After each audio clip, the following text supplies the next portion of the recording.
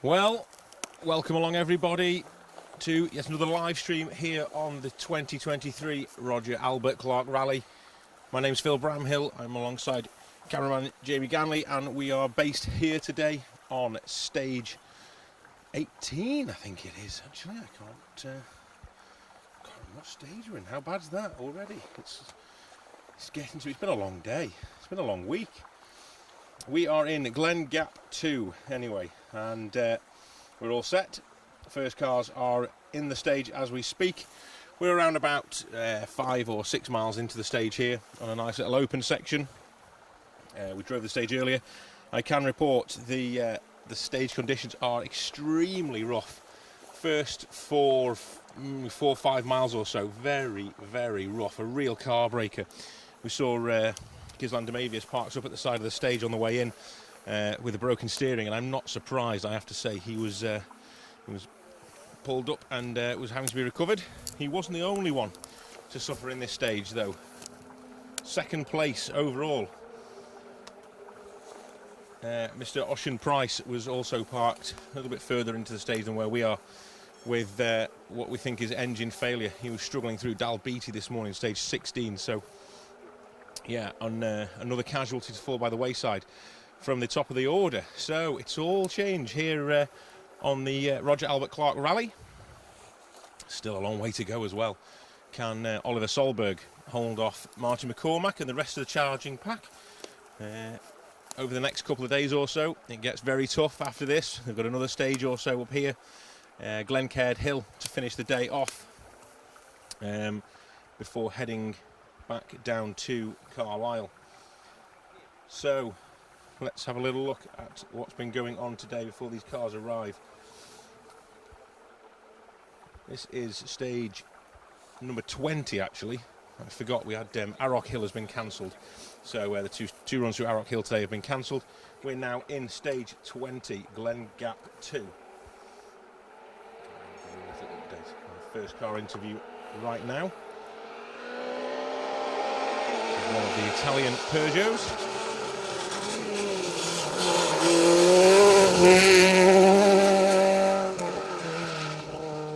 Great to see. Already it's playing havoc with my paperwork. Car 138. And that is Calzia Simone and Fabrizio Felicici in that 208 1600. Pressing on really well. First on the road this evening for these guys. Get this stage out of the way without lights on, and then they'll be floodlighting their way through Glencaird Hill towards the end of leg 3. So just over 70 miles of grueling, punishing Scottish forest today. Obviously there's 2 stages taken out of that, so you can probably take another 10 or 15 miles off that, but still a very, very tough day for these competitors today. A long day after yesterday's transport section. The special stage crew arriving at the accommodation in Carlisle last night from around about midnight onwards. We got to bed at a decent time compared to the likes of Mr. Woodford. He was rolling into bed at about 2 o'clock in the morning. So yeah, and then up at 5 this morning for his sins. So a big well done to everyone who travelled up last night, and I hope everyone was safe. And welcome to Scotland. What weather we've had today as well. How good has it been today up in South Scotland? Absolutely fantastic conditions. Real RAC weather. Next up then, this is the 205.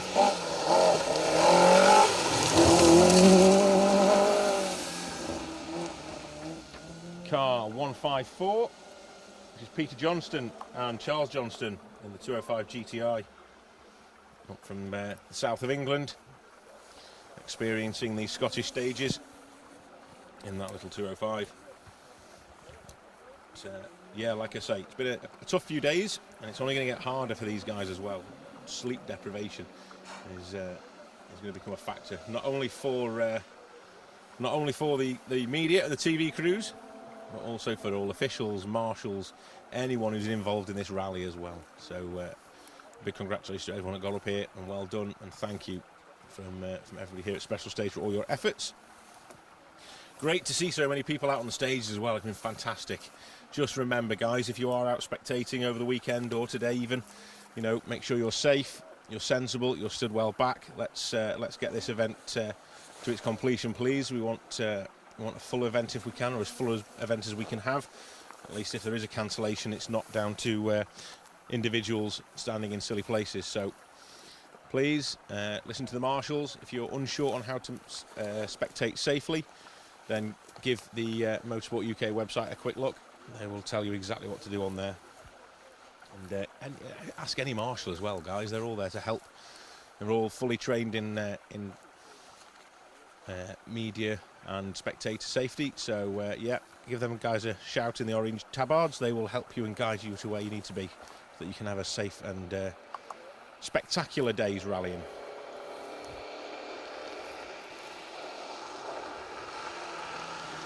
Next up then, we have car 163. It's Andrew Pidden and Thomas Pidden, certainly the most travelled crew this weekend. South Wales to Scotland was nothing for this pair, as Andrew's come from Hong Kong and Thomas over from Australia. So fantastic to see these guys. Lovely little Cortina as well, isn't it, that? So I mentioned about giving you some information and times really for previous stages. Let me have a little look here. Seem to have lost stage and overall, that's what I want.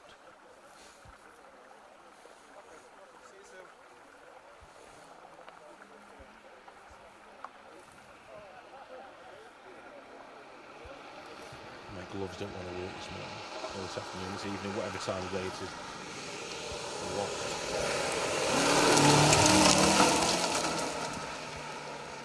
Here we go.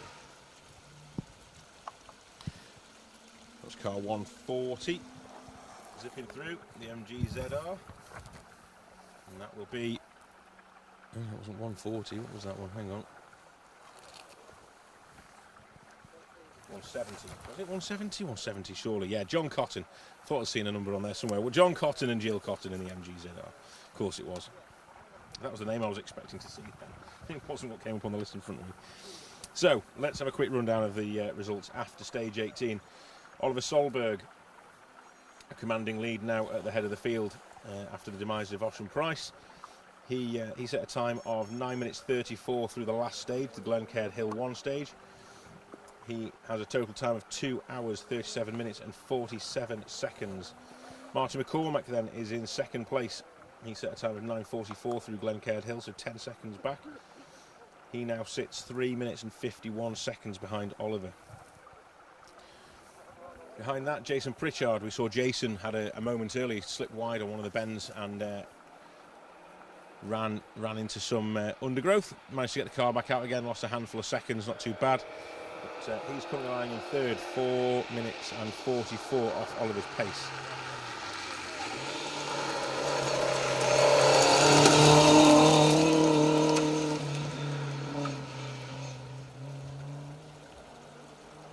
.155 there. That is the fantastic little Ford Angler of Pete Stimson and Mark Butler. And they're being hunted down.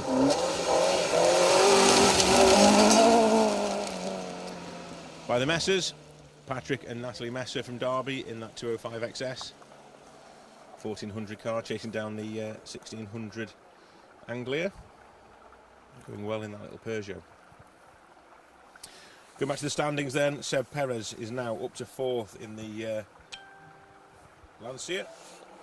Let's turn that down. Don't want that on that loud. Give everyone a headache. That's going off all the time. Seb is 6 minutes 32 back from the lead.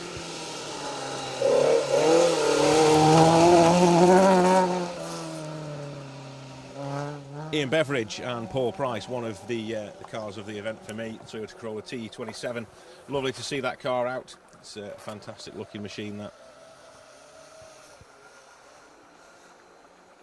The boys up from the Midlands, Brackley and Wolverhampton respectively, running in the C2 class this weekend.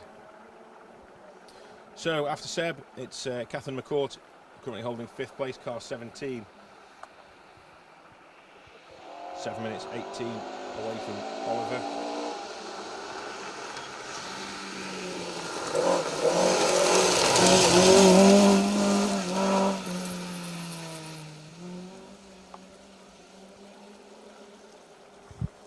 .157 then, Alan Kitson and John Roberts in the Ford Escort Mark 1. Yorkshire boys down from York, or up from York actually, I can't say down, can I? I'm up here. It might have been down yesterday, but it's not anymore. Up from York up here.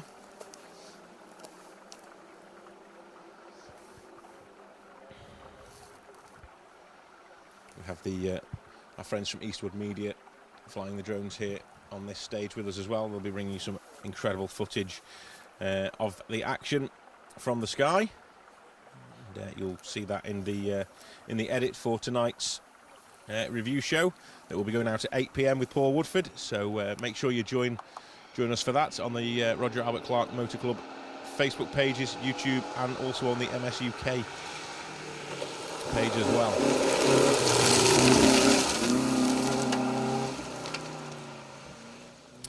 .173 then, Mitsubishi Lancer, not the style you'd normally see, popping and banging through the forests. However, Owen John George Turner and Ryan Walker Pickering pushing their 1600 C2 category Lancer through nicely. So just quickly heading back to the results. After Catherine, it's Ben Friend, then James Ford, Richard Tuthill and Adrian Hetherington, before Daniel Mennell rounds out the top 10. So some great performances there from some of the runners there. We've got Kev Proctor running in that incredible Sapphire Cosworth. He's in 17th place. The overall open leader of the event at the minute is in 13th, Mr. Neil Weaver. What's going on? What's going on? As we're looking down the list. Yeah, high attrition rates.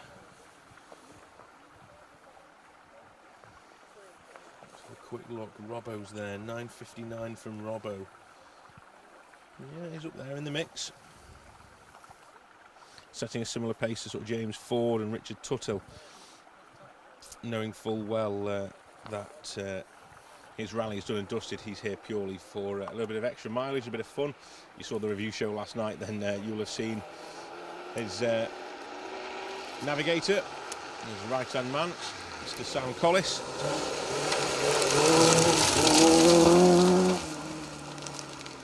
Telling us all about their plans for the rest of the weekend. 172 then, Rob Aslett, and Rob Aslett in the Peugeot 205 from Romsey. You'll be very aware of the very sad news that the Sheriff and Sambo's microwave, after 30 years, went pop last night as well. Or well, down in Wales it went pop. So not only did they retire from the rally, but they also lost the microwave. So our thoughts go out to the Robinson team over the loss of their microwave. Next up then, listen for the pops and the bangs.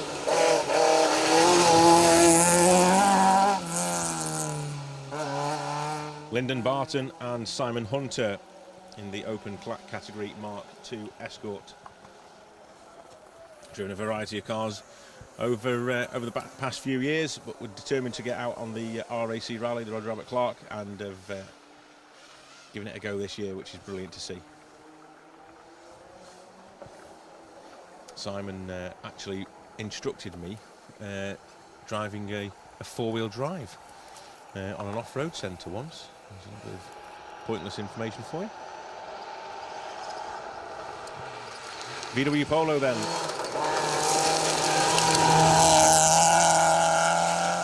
Roger Mustoe and Andrew Hebron in that 16-valve 1400 Polo Cup car. The moon is out and in full show.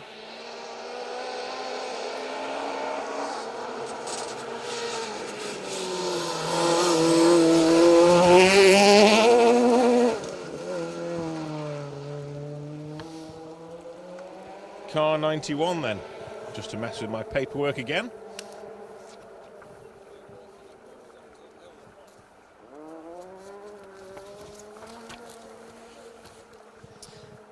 Gianni Ansaretta and Ishmael Barra in their 208. Going well. Over from Imperia and Brasasco as well in Italy. Nice to see these European crews over. Might not be historic spec cars, but having a great time nevertheless. Good to see them. So let's have a little look at the live stream and see what's going on. Plenty of people watching, which is fantastic to see.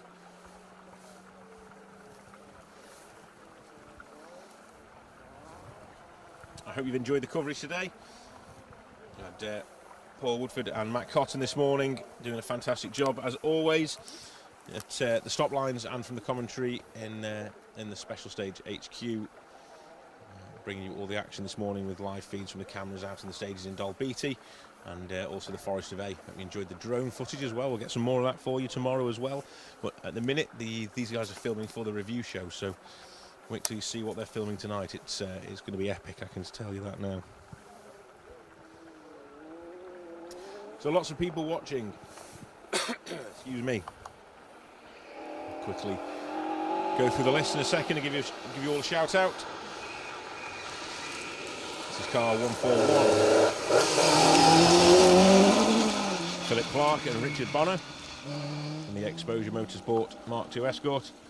So Terry Haycock, Stu Fair, Chris Corsten, Simon Jones, my dad David Bramhill, Martin Young, Jason Lepley, Bex Hinton, Stephen Elliott. I was just trying to listen, then we had some high revs then. I was wondering if there was a poorly car. Mark Perriman is watching. A certain Mr. Oliver Solberg is watching. Jane Eardy's getting some cheeky tips here, isn't he? I can tell. Now that you know where we are, Oliver, if you're watching, then you know you need to make sure you get some sideways action here. We're wanting thumbs up and everything. Elliot, paying attention. 146, that's Tony Jardine. Nice to see Tony back out again after his problems on day one.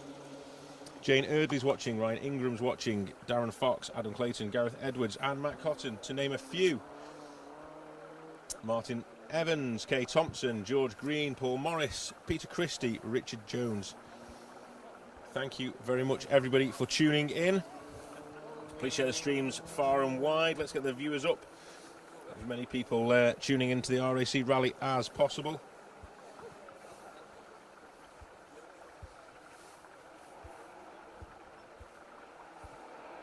I've had a message from Miss Bex Hinton here with the live stream up in the dashboard of the car. Thank you, Bex. That's great to see. Appreciate that.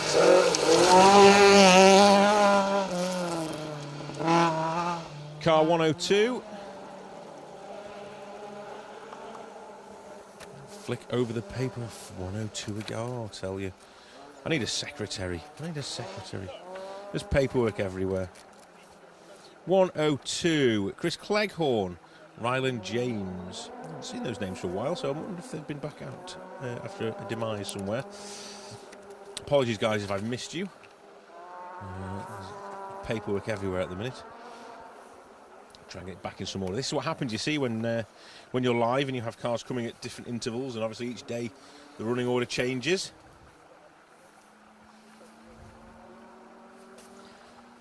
Let's try and catch up on some various bits and bobs on the live stream as well. I've got a couple of stories to tell you about, which I'll get to in a second. And some thank yous as well. So, afternoon from Appleby. James Wood says, watching from the Isle of Bute. Hope to enter again in 2025. That's George Bryson. Thank you, George. Well done. Thanks for tuning in. Watching from Warwick after 2 days marshalling, cooking in my Heron. Kevin Leake. Thank you, Kevin, for all your efforts. Tickly throat tonight. I'm going to have to get another drink in a second.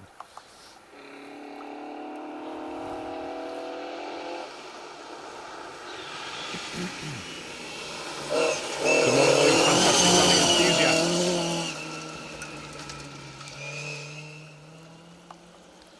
That's our waiting for the cars to turn up at service or wherever from a very cold but fine Christchurch, New Zealand. How good is this coverage? Thank you, Scotty. Great to hear that you're tuned in and you're watching and enjoying it. David Hales from Chester is watching over in Krakow.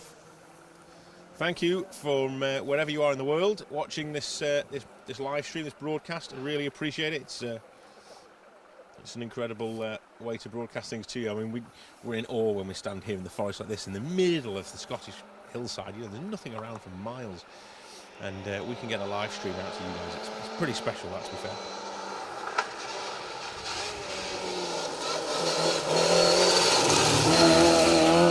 Constantine boys in car 149, the Nova that was built especially for this event. There's Mark and Andrew in that Nova Sport. And yeah, we do need to give a little shout out to Wyn Jones and Martin Davies from South Wales as well, and Mid Wales as well, from for the Hillman Avenger that came through just before, whilst I was chatting away and going through my messages. Thank you everyone for tuning in. The views are going up. Let's keep sharing. Let's get these views up to 1,000 people. It'd be great to see. Andy Madge comes into view.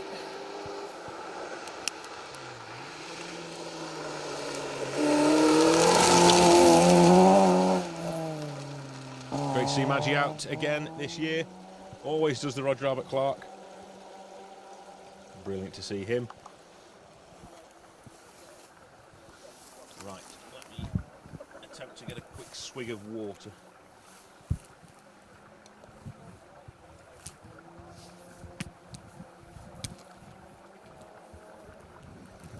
Sparkling lime and lemonade.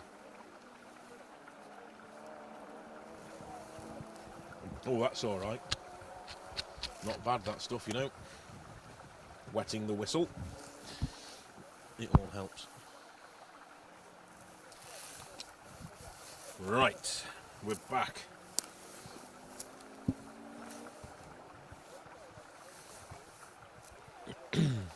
Marty Booth says excellent coverage from the usual special stage rally review team, watching from the Isle of Man. Thank you, Marty. Frederic Trion is watching from the south of France. Bonjour. Ça va, Frederic? Stuart Stelling is watched in Wally's Green. Top job, Phil. Give the Squires away from me. I certainly will, Stuart. I will give them a shout out and a wave when they come through. They've been going all right as well. They've been really enjoying themselves. Phil's always got lots to say at the end of the stages. It's always good to hear him with Matt and Bex at the end of the stages, giving us their rundown of how it's been.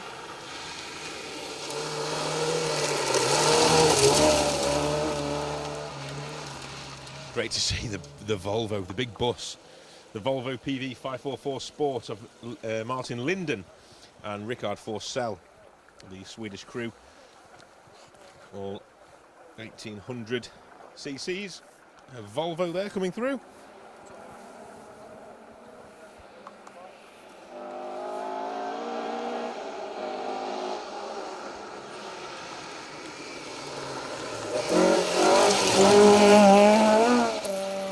Next up then, car 142, I think that's Dave Watkins if I remember rightly. I'm starting to remember names. I say that, I watched this, will be completely wrong. Dave Watkins and Dave Shepherd, both from Beverley in Yorkshire. Dave always campaigned immaculate Mark 1 escorts on this event, as far as I'm aware anyway. Used to own FEV 5H, if I can remember rightly. Remember seeing that out on Roger Albert Clarks of the past many moons ago. I always thought they were immaculate. The white cars with the black bonnet. X-Works cars.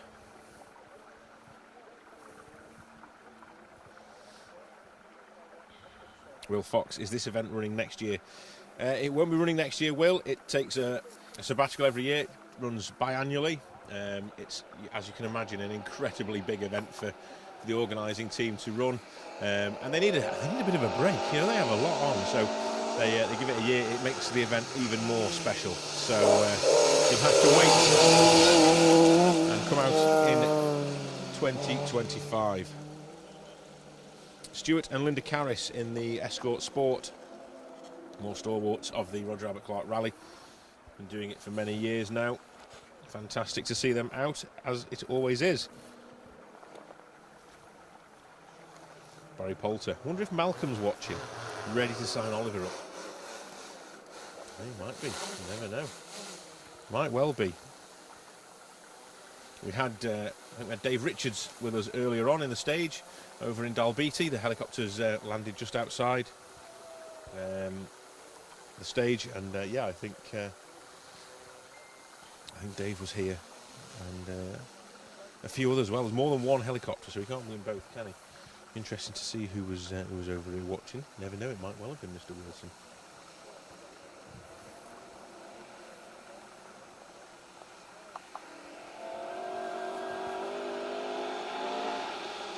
Richard Edwards, loving the coverage, whetting the appetite to get out and watch even more rallies.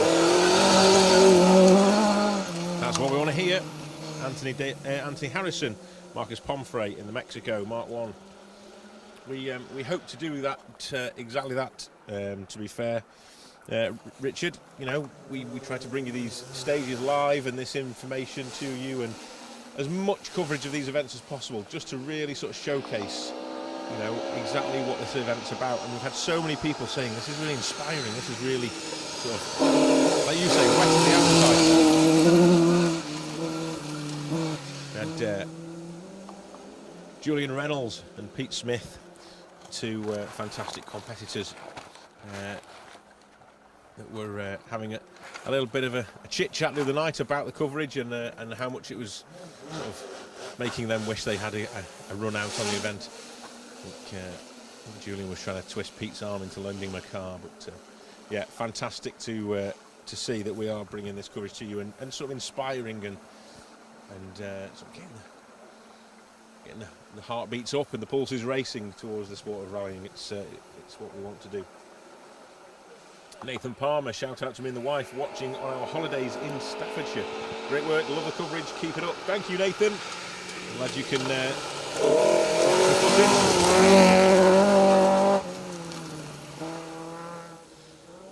That was the Datsun 1600 SSS of Alex Waterman and Chris Davies. It's a lovely looking car, that. I enjoy seeing that car out. Drive it really well as well, don't you? Always one to watch. Tony Wilkinson is watching. Keith Lovegreen, looks like it's going to be a chilly again tonight with clear skies. It certainly is, Keith. It might even be colder tomorrow than it has been today. And the only way you're going to find out exactly what you need to know if you're out on the stages tomorrow, join the Rally Review Show tonight, 8 p.m. Producer Wayne and Paul are working frantically on the show right now as we speak. And we will be bringing you all the information from today with a little bit of information tomorrow, and including the weather for tomorrow's stages as well from the lovely Abby, who will be providing us with all the information on whether you need to take an umbrella with you or not. Maybe just thermals tomorrow. Hopefully it's going to be similar to today.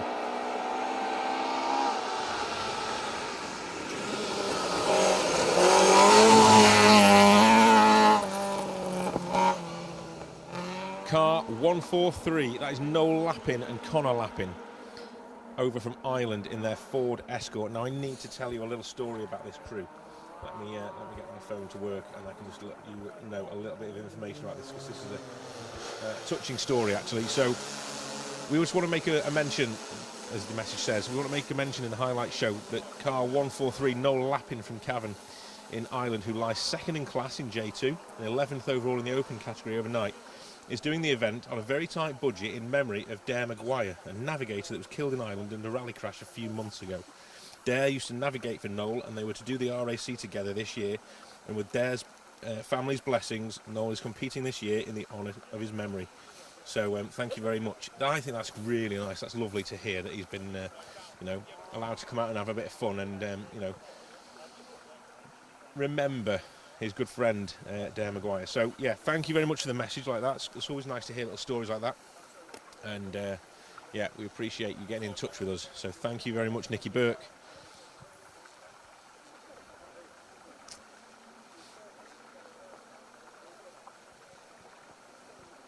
Yes, second in class. That's really good actually. Yeah, second class in J2, 7th overall in the open section of the event. Moved up a couple of places after stage 17 as well, then. That's even better. Fantastic stuff. Well done, Noel. Lots of support for Noel over in Ireland as well, I know. Dave Hopkins and Richard Wise, the Talbot Sunbeam TI, they've been pushing that car on all week. It's been great to see. The last 3 days, that car's never been straight, I'm sure. It's been sideways everywhere, every time it's come into view. So fantastic to see them going. Davis from Raglan and Richard from Ripon, one of 19 co-drivers this weekend, or this week, to have competed on the original version of the RAC Rally all those years ago.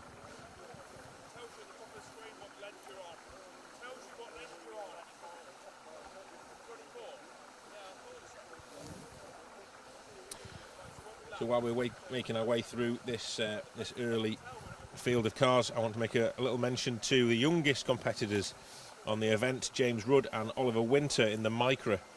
Unfortunately, they've had engine failure and the car has had to retire for the day. However, the old engine from their junior days is on its way, winging its way to Carlisle as we speak. It's only 1.5 hours away earlier when it was sent, this message, and they're hoping to fit that and get back out tomorrow to continue the run. And they're going to be chatting about that in the review show tonight with Paul Woodford. I'll have a little catch up with them and see how they're getting on and see if that engine is in. So thank you very much for the information on that one, Paul. We'll see how that engine fits and if they can push on tomorrow. That's what the RAC is all about. You can't do that on a normal rally, can you? You can't just ship an engine up from somewhere to fit into a Micra overnight. No, it's a dedicated team of mechanics tonight that are going to be working on that car to get these young lads out and about in the Micra again tomorrow. So fantastic work from the team. 2 cars together. 135 is Aaron Ricks and Abby Haycock.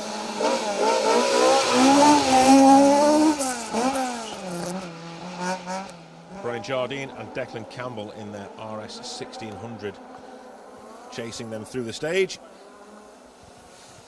Not sure who's catching who or who's passed who there. Aaron has had some problems today, but look like they're going strong there. No issues as they came past us anyway.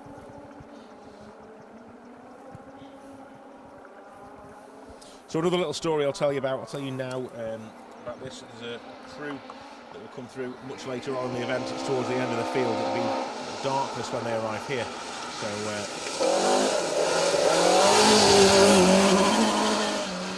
So let's mention them now as we watch Adam Milner. Adam Milner nearly threw it off round the corner. Wow, just hearing that the back end of that car was completely off the stage as it went around the corner. Cameraman Luke Leonard is around there, so I'm hoping he's awake and is catching that footage for us. But Adam Milner and Roy Jarvis really pressing on. You can see a totally different line here. Completely committed, sat on top of the surface, the car dancing its way past us.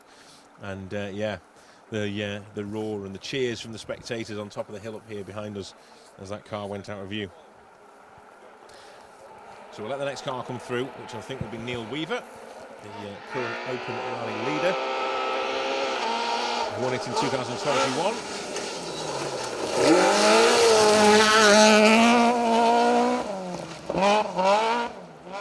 There he goes with Jack Morton alongside. Super 1600 Corsa. Making hay while the sun shines. So, I've got another one. I was just thinking we were done for the first lot of cars there. Of course we need to see the little here.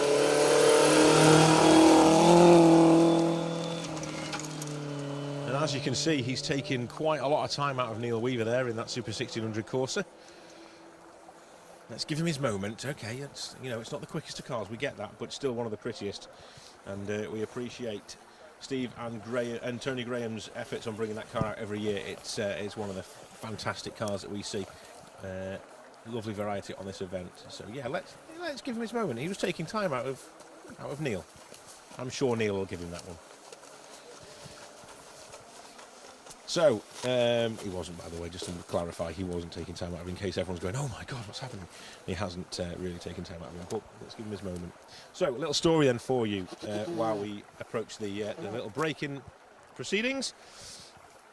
So, this is from Jace Billett.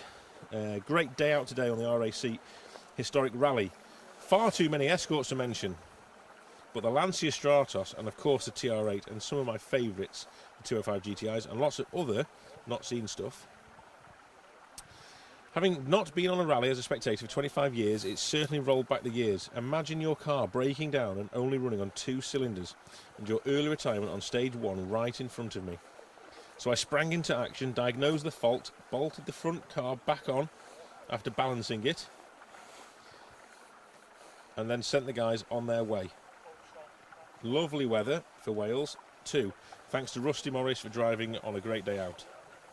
And he sent some pictures as well, which I know you guys can't see. However, let me explain. Where we were filming on day 1 in Crooken, Stu McLaren in the dealer team Opel Cadet came past us, and it was sounding really, really rough. And they pulled into a lay-by just round the corner from us. We couldn't quite see it. But some spectators ran down the stage, and it just so happened that Mike used to work, I believe, for Vauxhall all those years ago, and jumped into action, fixed the car, balanced the car, sorted it all out, and to everyone's surprise, the car fired up and it drove off. So fantastic to have Mike out on the stages, and a big Jace on the stages. Thank you. Mike sent the message, which Jace's comments. So a big thank you to Jace for fixing that. Stu McLaren has no idea how lucky he was that Jace was stood there. Jace had been building engines for 35 years. There you go, you see. Right place, right time. Kept him in the rally. Another little story for the RAC. No, that's how this rally works. Everyone's helping each other. There's a foreign crew looking for some help with welding last night after their drive up from Wales. Lots of people on the socials trying to help those guys out and give them a little bit of support.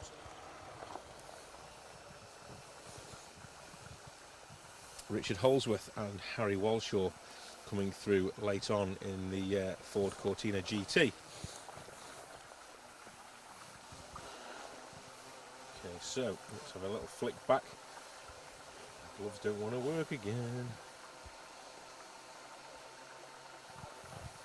Okay, let's see what Mr. Woodford has to say.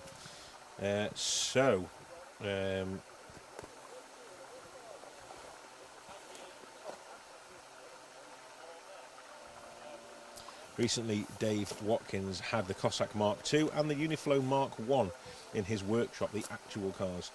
The RAC winning Roger Clark cars, that is quite fitting, really. Peugeot 505R and LVX 942J for the geeks of the world. They are the registration numbers, not the lottery numbers. Thank you very much, Paul, for the information. The show's coming together nicely for you guys tonight.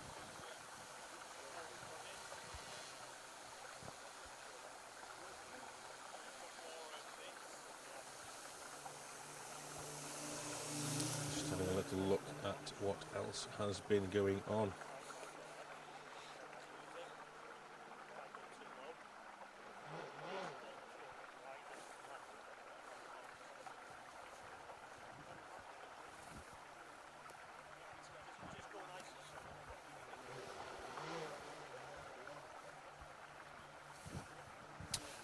Okay, not a lot happening at the minute on the socials. So let's check the stream and see what we're having. Lots of people getting in touch. Thank you very much for that. So this looks like it's going to be the gap. The drone is hovering down the stage.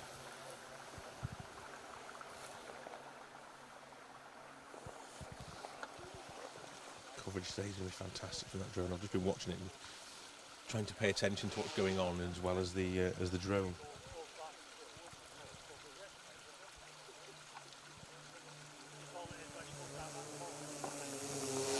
Andy Walsh, wife watching with me, the first time this weekend. Can you give a shout out to Michelle Walsh and the Rally Media UK nutters out on the stage taking great pictures? Certainly can, Andrew. How's that for you? Hello, Michelle. Welcome along. Thanks for joining us here on the Roger Albert Clark Facebook page or YouTube page. But anyway, thank you for joining us. It's a pleasure to have you along for the ride. This is a small intermission now where we have a sort of 5-10 minute gap before Oliver Solberg should be coming into view sideways. Lights ablaze, no doubt.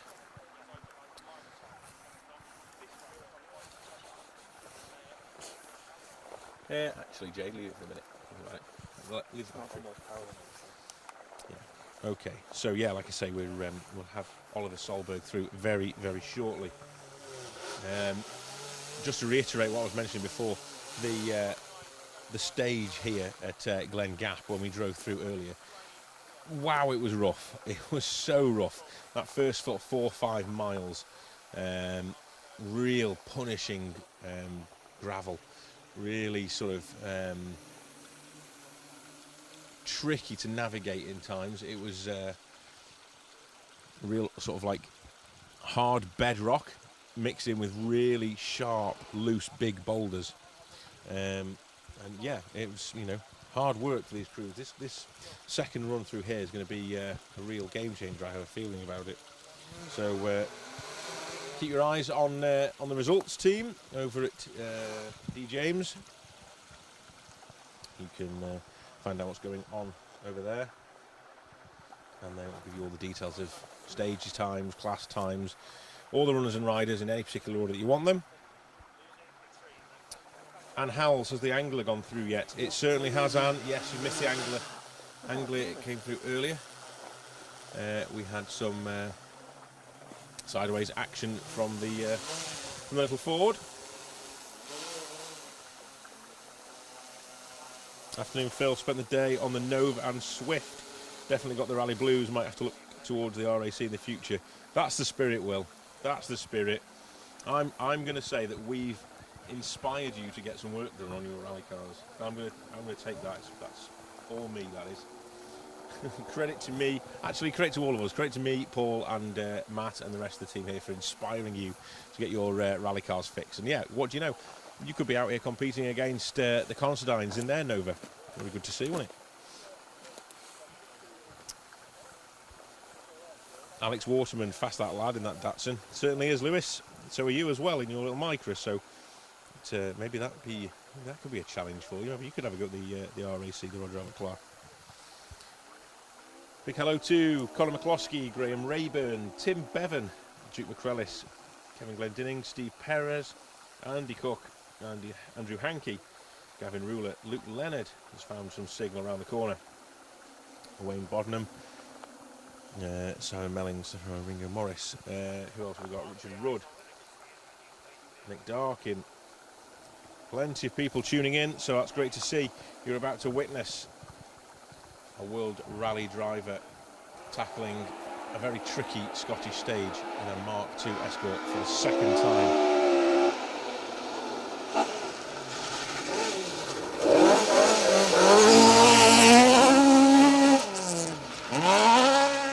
There you go, Oliver Solberg, Elliot Edmondson through Glen Gap 2, making their way towards the end of the stage. And that green and black coloured Escort, unless you have a flash gun or a light with you, then it changes colour. Very clever, a little bit of technology in the vinyl wrapping these days. Incredible to see. James Coburn thought the drone was the Scottish midges. Don't mention the midges. We don't need any midges. I know we're not going to be hit this time of year, but we don't need any more of them. I've had my fill of midges over the years. I've had some tough times, but mind, everybody has. I'm not going to make out like I'm the only one who gets affected by them, but yeah, wow. When they come, don't they? Gee whiz. I was picking midges out of my car for well, probably years after the Scottish the other year.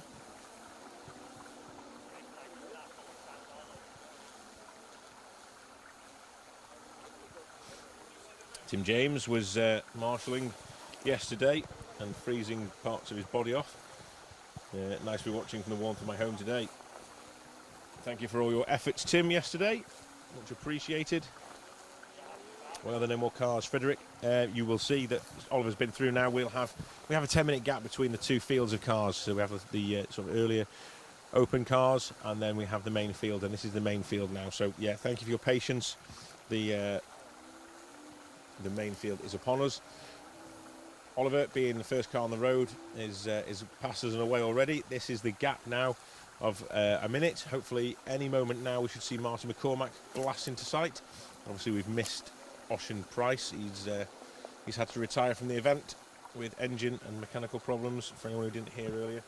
A real shame. Ocean was sort of really pushing Oliver on and was ready to pounce at any moment if they needed to. Such a long rally, this anything can happen on any of the days as well. Such a tough event, you know. You think of the BTRDA Rally Championship, 2 BTRDA events a day. Okay, car number 5 then, Jason Pritchard through, and not Martin McCormack. It's interesting. Let's just see if I can find out what's going on. Sarah Madge has missed Andy again. You have, Sarah. I can confirm he's flying along. He's buzzing along in that little Corolla. You'll have to catch it back on the live stream afterwards, or you can replay it once we've finished our stream. Yeah, no Marty. I don't know what's going on. Let's see if I can find out on the tracker. Bear with me while I manoeuvre some bits and bobs around. See if I can find the tracker. Let's listen to this.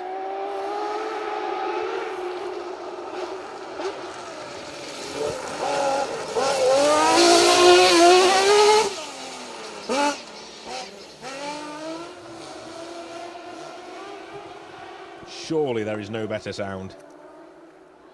Surely there is no better sound than that. What a noise from Seb Perez and Gary McElhenney in that incredible Ferrari engined Lancia Stratos. So car number 1 is at the start line of the stage by the looks of things. So it's not all over yet. Let's see what's happening. Marty might have just been taking a late slot into this stage.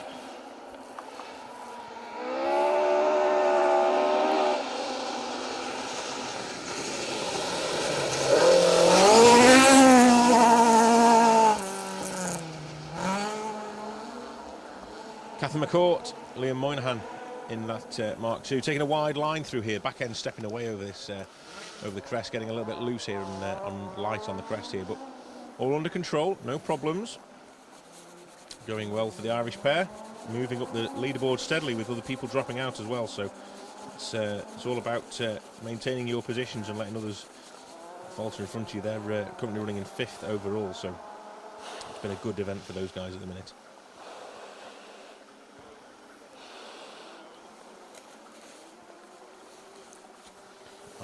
I'll keep an eye on what is happening with regards to Mr. McCormack and see if his number moves on the tracker, but currently sat on the start line of this stage.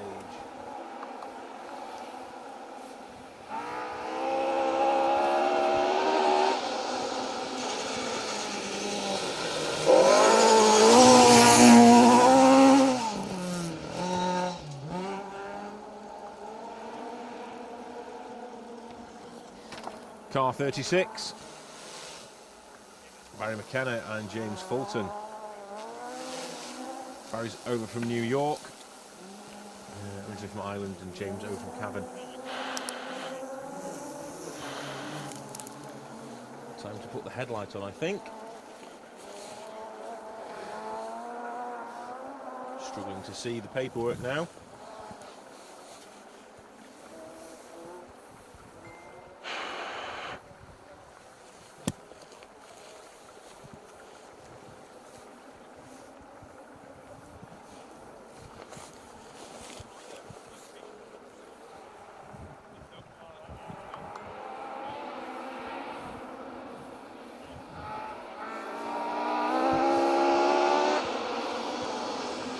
The easiest thing to do.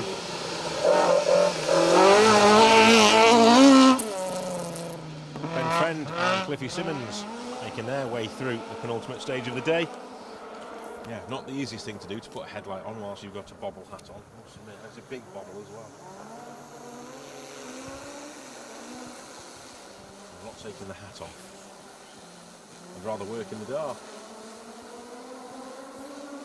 I have ears to keep warm, head to keep warm. Okay, let's have a little look at this tracker and see what's happening with Marty.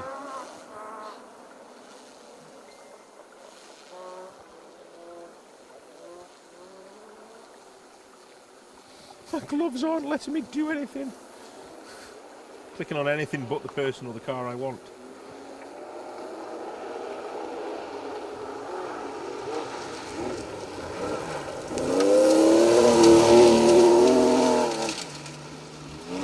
Brakes are really glowing on Richard Tuttill's Porsche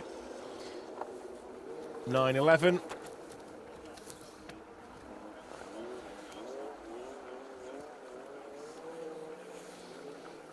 Richard partnered by Stefan Prevost this week. Both of them competed on the original RAC rallies back in the day. Richard in '93 in a Nova and Stefan in 1989 in a Mark II Volkswagen Golf GTI. I'm pleased to say car number 1 is in the stage. So we are awaiting Marty McCormack. He'll be with us in a couple of minutes' time. He's got to navigate the first bit of stage first. Hopefully no issues. Let's see how he gets on when he gets here.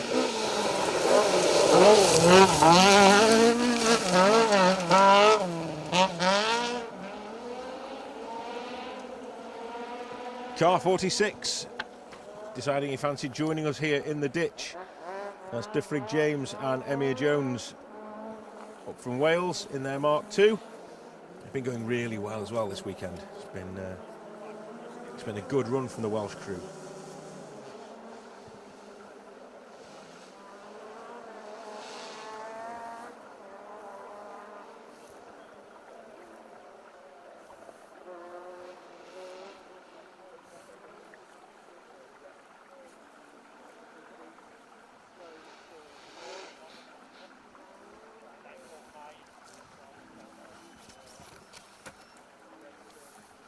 Trying to cheat now and use the tracker to try and find out who's coming at me next.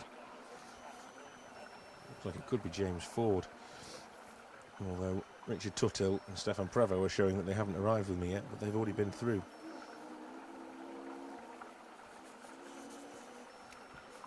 Get some signal to their trackers, and it'll shuffle itself around, I'm sure.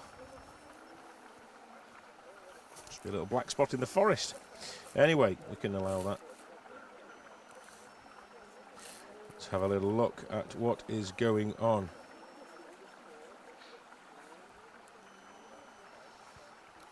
We have another shout out if possible. Any help? Anybody out there that happens to be around Carlisle service? We're after some jump leads. There is a team out on the rally this weekend that needs jump leads to, I imagine, potentially turn over a long wheelbase Iveco van. Mr. Wayne Goldring is asking a question on Facebook and on the socials. Please, if you're out there and you can help Wayne, he's in service, give him a bell or drop him a message. I'm sure somebody will be able to help Wayne.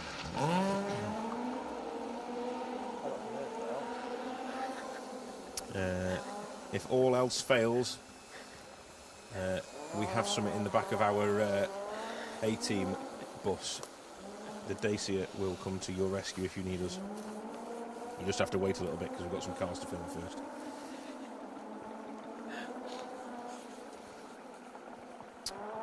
Okay, let's have a little look on the tracker again. On the stream again. Allard Thomas is watching from his hot tub. Allard, our accommodation's got a hot tub, and we are 100% making use of the hot tub at our accommodation. Who goes to an accommodation and doesn't use a hot tub if they've got it? So that is happening tonight. We'll see. There may be some RAC themed hot tub chats later with Cruz and let's see how that pans out. We'll make sure no alcohol is consumed first though, because it could end up in a right mess. We see what Howard Davies gets up to when he gets in the hot tub, so we don't want any of that up here in the very, very cold north.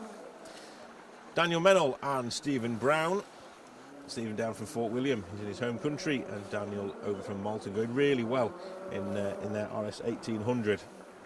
Good looking car, that, like an orange Escort anyway, so there you go, making their way through.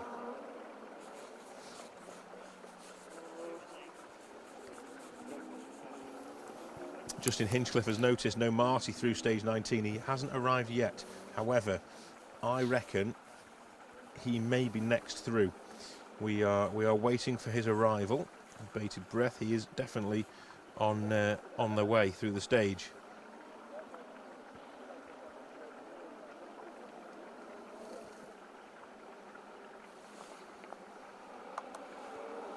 Will Fox is asking where the finish of the event is. It's actually at H&H Auctions in Carlisle on Monday evening. So if you happen to be in the region of...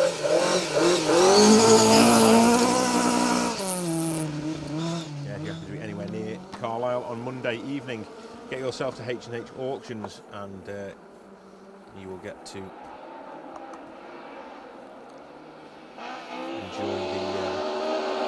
the splendour of the RAC Rally finish.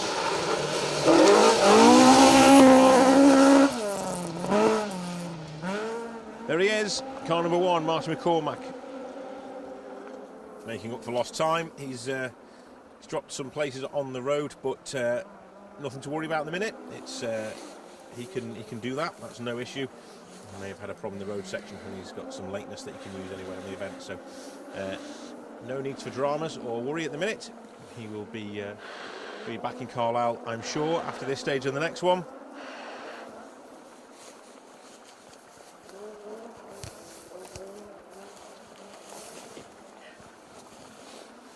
Cameraman Jamie's trying to keep his hands warm. It's not easy out here, guys. It is now freezing cold again. I don't think the temperature's got above minus all day, really. Maybe just about at one point, but yeah, it's definitely been a cold one today.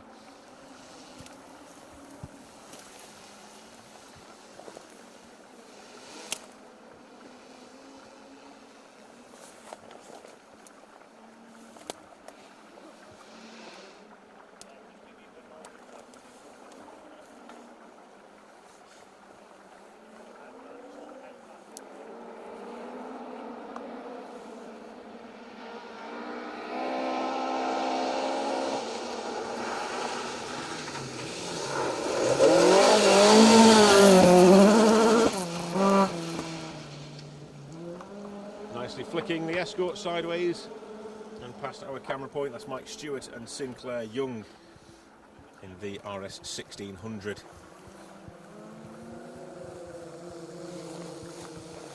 I'm just going to try and light up the cars as best we can.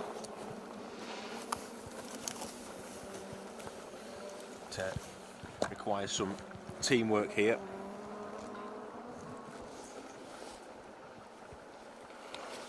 Commentator / cameraman stand in for a moment, but Jamie's back, we're all good. The light is on, hopefully that will give us a little bit of light so we can see the numbers as the cars flash past. We shall see, I'm going to blind over that angle as well, so it's good.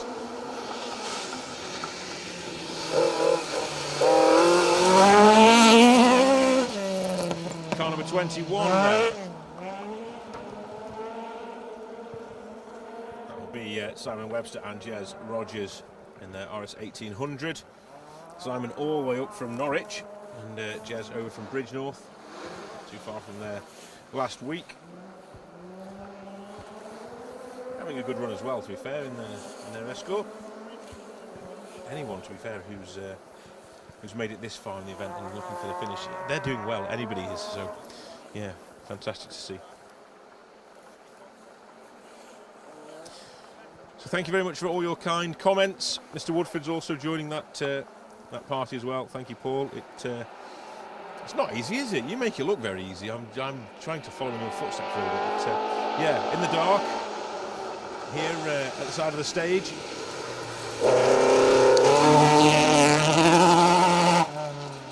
Trying to car through and juggle paperwork and phones and torches and everything else. Car 30, Sasha Kakad and James Aldridge in their Mark II Escort.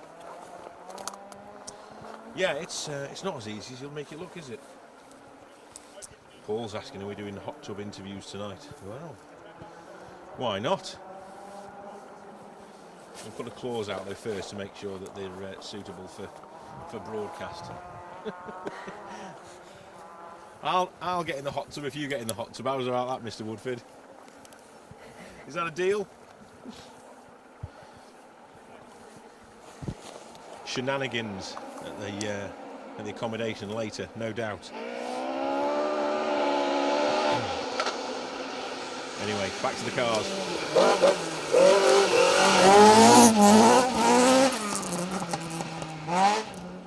That's Vivian Hamill and Andrew Grennan over from Ireland. You can see the tricolour of Irish colours on the front grille there. The identification lamps in the front grille to allow the service crew to know who's who as their cars arrive back in service. Doesn't tend to work that well though when most of the Irish crews have got those in the front grille. And you can only determine who's Irish and who isn't. But yeah, I like it though. It's a good little touch that on the front grille. I like that. I think everyone should play their part in making the sport or the cars more fun in an evening. When it goes dark, I want lights. I want all sorts of flashing things on cars. I want to like you fell through Halfords. It'd be amazing. You have all these flashy things all over your car. Mr. Hemingway, who had his chimes on earlier.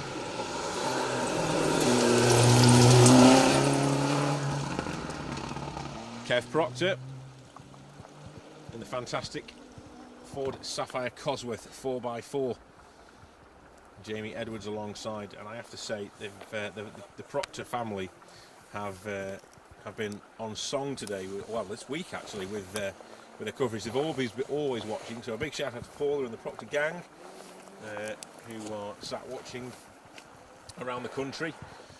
Always get little posts up of their television screens wherever they're watching. It's always great to see that Sierra being given the love it deserves and going well as well. It's nice to see reliability is no issue for the Cosworth 4x4.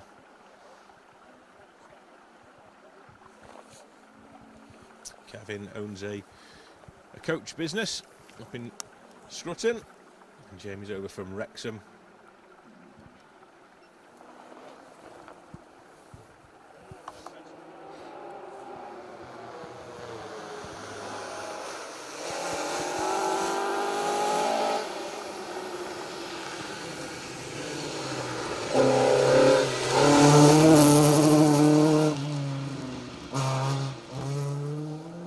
Stevenson Wheeler and John Piggavance in their RS 1800. The Metrics of Leicester sponsored car. Nod to the iconic liveries of the past. Those guys are over from Bingham in Nottinghamshire.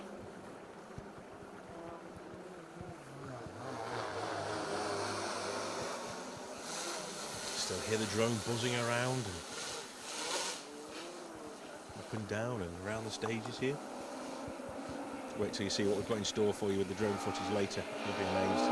Well worth tuning in to the review show with Mr. Woodford. That's 8 o'clock tonight.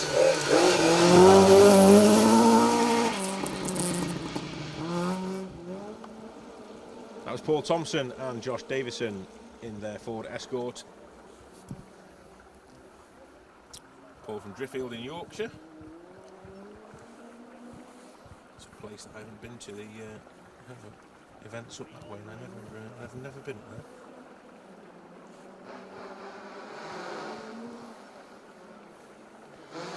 So a few more shout outs on the stream then.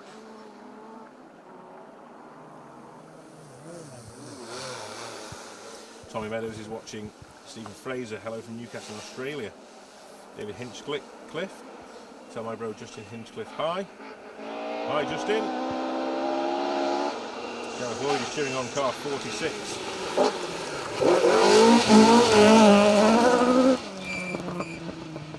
He nearly cheered him into the ditch just before Gareth, but he's carried on and going really well.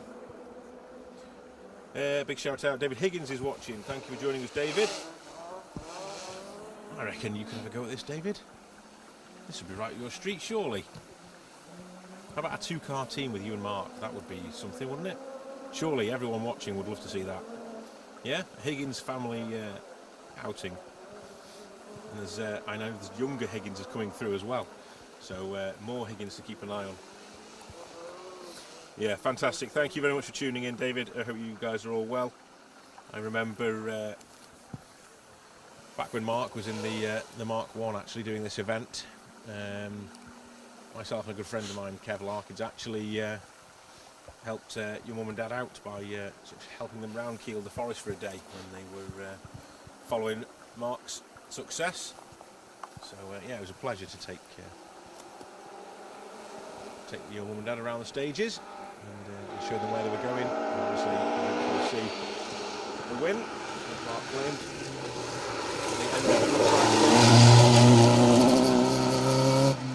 Car 38 then, Baz Jordan and Arwell Jenkins in their Mark II. Baz and Arwell won the Open category in 2019 and are now having a go in the historic class. So a few more shout-outs then. Colin Steer, WRC would learn a lot of lessons from this brilliant coverage. Great mixture of live stages and driver crew interviews at the end of them. Thank you very much, it's very kind. I think we all try and inspire each other in different ways. We can, learn from them, and they can learn from us, and we all get along. It's good. Paula Proctor, thank you for the shout-out. We're all behind him, and Jamie doing us proud. Absolutely. I love seeing something a bit different as well. I always say this, but that Sapphire and the legacy that comes through later. That's my era. I wasn't around for these. So Group A was my kind of era. Same as Mr. Woodford. We kind of missed. Just listening over the hills of some cheers and jeers as the car went out of shot. Then, but I can hear the engine still going. So it's a run wide. Have the top boys been through yet, Scott Gollings? Yes, they have. The top boys have now all been through. I say top boys have been through. Shouldn't really discriminate. Everyone who's competing today is well up there. Some a little bit faster than others, but anyone who has got this far through the event, top dogs in my eyes. So yeah, the fastest cars through have already been through though. Yes.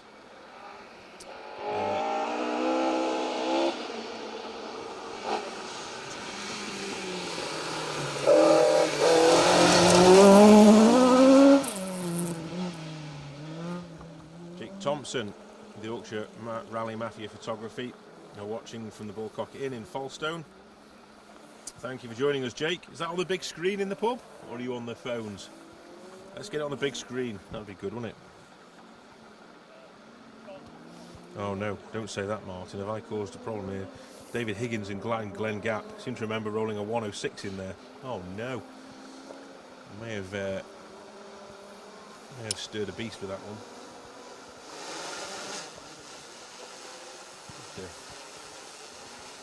Get back out and right those wrongs. Robert Hardy's been watching nearly all day. Thank you for all the coverage. Well, appreciate that, Robert. Thank you very much. I'm hoping we've made your... What day are we on today, Jay? I'm lost. Saturday. All day today, Saturday? All day. Wow, all day today. I hope we've made your Saturdays a little bit more... I think it's Saturday. Fruitful? What's the best word to use? Engaging? A little bit happier. I'm hoping we've light-hearted. We've brought a little bit of humour and information to you guys back at home, and I'm hoping you're enjoying the coverage on this Saturday afternoon / evening. Well, into the evening now, actually. So most of the competitors will be through this stage, and a lot of them now will be through the Glencaird Hill stage, which is the next stage on the itinerary. Before making their way down to the Glenshaw car park, which is the end of the leg and the end of the day for these crews. They will be getting themselves to there and relaxing. They don't need to get back to Carlisle for time control or passenger control. Get their cars sorted and fixed, ready for day 4 at their own pace overnight. They can go off to... Another one. that was just in the ditch or sounding it. That was Matthew Robinson. Yeah, another day's rallying tomorrow. Another hard graft in Northern Kielder tomorrow. We're over in Kershaw before heading to Mount Common, which is over near the Bullcock Inn, and then over to Harwood. Sorry, I'm in the wrong place. Harwood. Yeah, where else are we? Back down to do it all over again, I swear. Yeah, it's still going to be a long day tomorrow. Another grueler. Let's have a little look. See what's in store for these crews.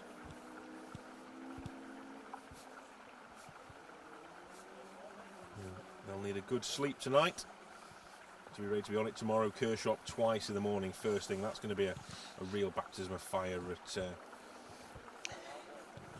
silly o'clock in the morning. Let's see, I say silly o'clock, 8:30. That's silly o'clock for most of us, we haven't slept much.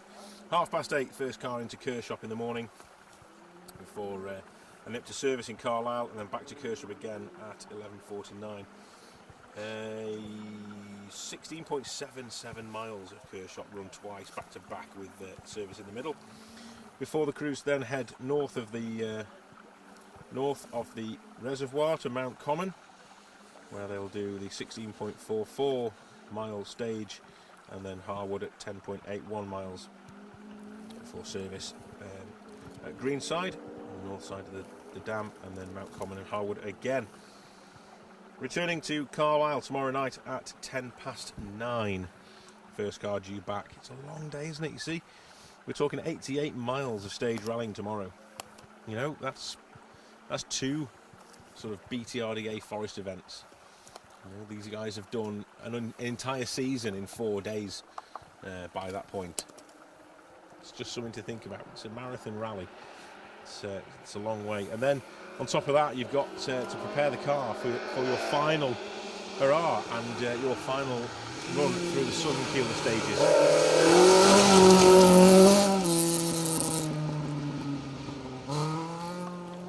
So we touched on Robbo coming through before. Robbo and Sam Collis making their way through the stage. No heroics today from Robbo. In fact, he pulled Paul Barrett out of the stage at A this morning.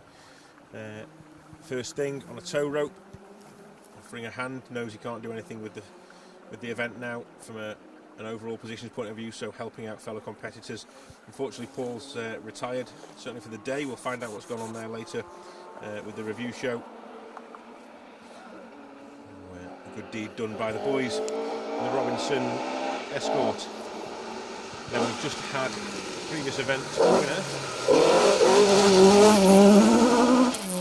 Mr. Steve Bannister and Callum Atkinson through in their Escort.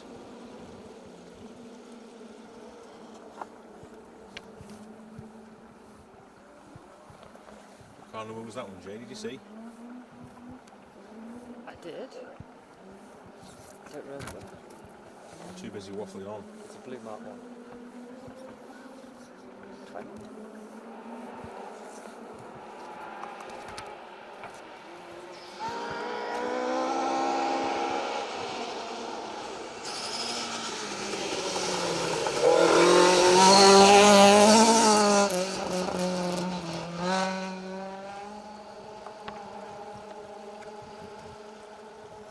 That was car 84, I saw that.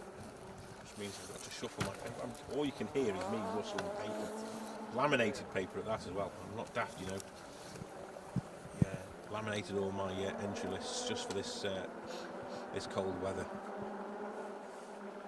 Geraint Davies and Urig Davies, both up from Newcastle Emlyn down in South Wales, making their way through Glen Gap, stage number 20 of 33 here on the 2023 Roger Albert Clark Rally. Just need to give a big shout out to Amigos Tequila Flavoured Beer, who have provided the event with the funding for the live streaming this year. It's an absolute pleasure to do this job, and a big thank you to Steve Perez and the team at Amigos for allowing us to come out and bring all this incredible footage to you. can expand our programme and bring more cameras, more camera operators, the drone, all these things that we've added to our package this year. So a big thank you to Steve and the gang at Amigos Tequila Flavoured Beer. It's easy for you to say. I'll probably say that better after I've had a few of them. Amigos Tequila Flavoured Beer.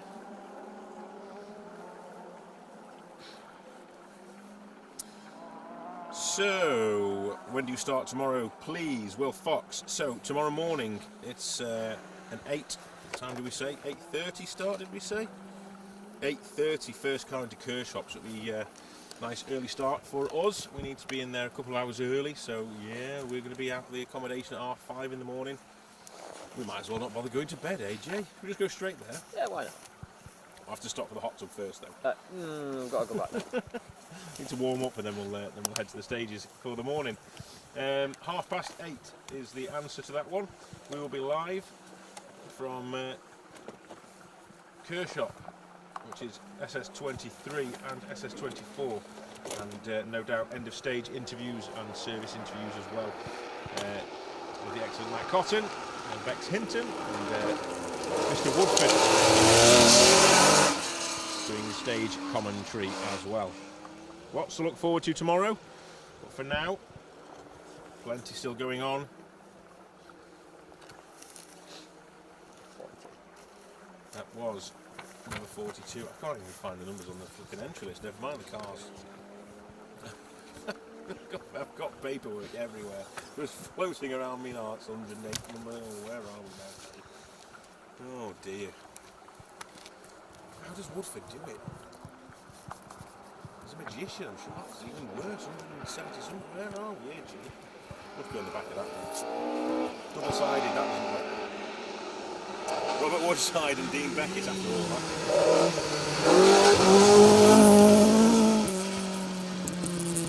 Robert Woodside and Dean Beckett threw in their Porsche 911 about 3 hours ago while I was messing around with the paperwork. The crew over from Ireland, and then Rudy Lancaster and Guy Weaver threw in their Escort. The 2019, I think it was, event. Unfortunately, Rudy rolled the car into the trees. That car was actually stuck in the tree over in one of the Scottish stages at the side of the M74, A74M even. And yeah, I'd be wanting to put those demons to bed here in Scotland, so we'll keep an eye on how they're getting on. But yeah, so far so good. Started watching this around 9:30 and nothing all day because the coverage has been so good. Keep it up. Thank you, Steve Bunting.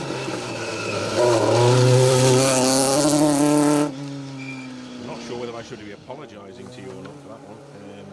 I hope the rest of the family are okay with you watching the coverage all day. You're not going to get told off or anything, are you? You're not going to get shouted at by anybody. That was Mike Simpson and Dale Gibbons in their RS 1800. I'm hoping you're getting a sort of sense of atmosphere here in Glen Gap with the cars going through in the dark. It's not easy to make it interesting when you have nothing but headlights coming towards you. I appreciate it's not everybody's cup of tea, but if you're a true RAC or Roger McClark Rally fan, this is crisp, still air, frozen surface on the cars. Just like that one, dancing their way through the stages.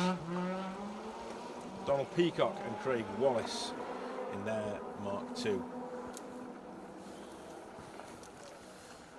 Graham Hall says, good luck to some of the SG Pets Championship competitors taking part, from Graham, the Championship Coordinator. Big shout out for you, Graham, all your efforts with the SG Pets Championship. Thank you very much.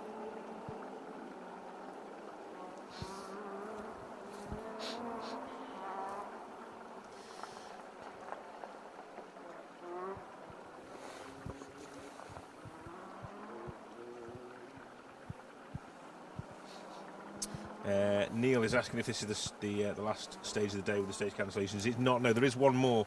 They go to Glencaird Hill after us. It's just the Arrock Hill stage that was cancelled earlier by the organisers. So yeah, it's just the one more after this.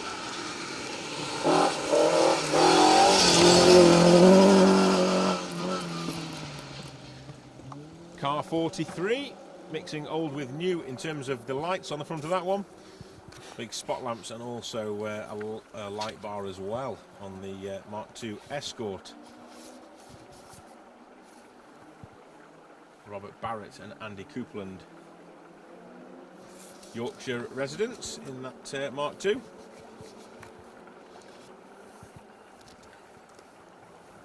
Watching this all day, and the football as well. Newcastle playing. The Toon are 4-1 up. That's enough of that chat. Football? What? I'm only joking, Jason. I'm glad.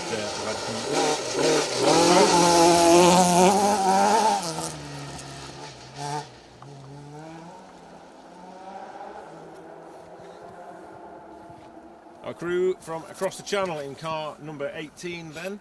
That is Daniel Alonso Villaron and Alejandro Lopez Fernandez over from Spain in their modified Escort. Having a few problems, but when Matt talked to them earlier on, they were really enjoying the stages. Daniel is actually, he's a seasoned rally driver. He's driven for many years over in Spain.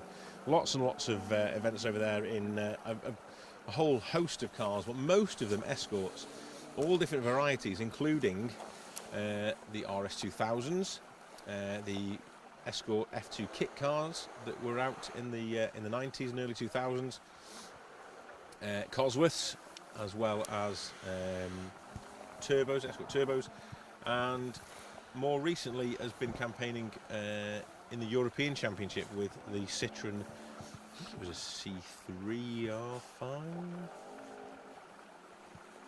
Was it? I can't remember what it was now. C3? Yeah, it must have been the C3. Yeah, the Rally 2 C3 anyway it was. So, yeah, he's a good driver. He's been around a while, he knows what he's doing.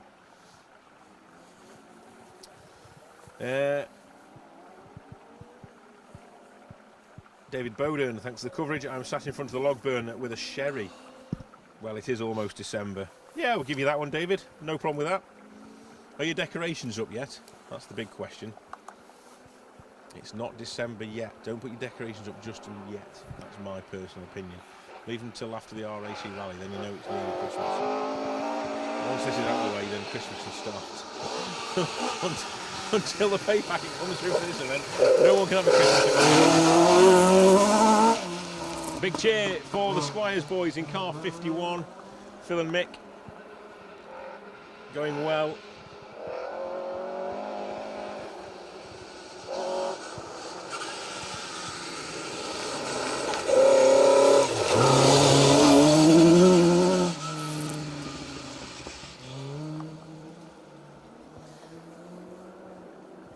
Craig Jones and Ian Taylor, though, from South Wales in their RS 1600 catching them. So, the car stopped but got going again in the distance just after us. Yep, all good now. Away they go down the straight stage.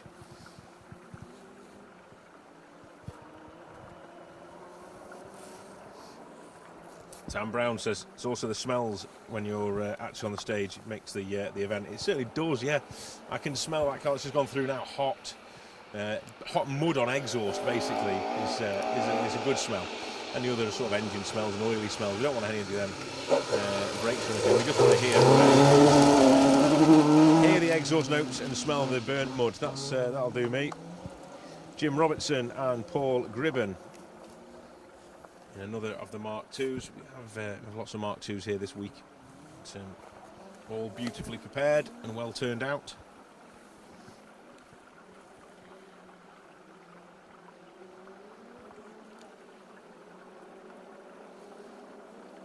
Jason's giving a shout out to the Wilkinson brothers, Tommy and Colin, who introduced him to rallying. His love for Newcastle United and rallying is equal. Lee McDonald, shout out to all the radio crews, especially trying to read car numbers in the dark. Yeah, we forget that, don't we? We don't give that enough thought. It's the same here with us. We've got a little light. I say little; it's quite a big light, but a spotlight that's set up on the stage. You'll see as the car flashes past the camera, pointing away up the road, so it doesn't blind any of the competitors. It might blind all the photographers on the bank just after us, but it's certainly not blinding the drivers here, which is exactly what we want. They won't see the light with their spot lamps, but we can see their numbers. So that's how we're getting to see the cars anyway. And we know who's who. Otherwise it'll be a guessing game. Just like that, if you saw it, car 33, Ken Sturdy and Alex Lee, another crew over from Beverley, and RS 1800.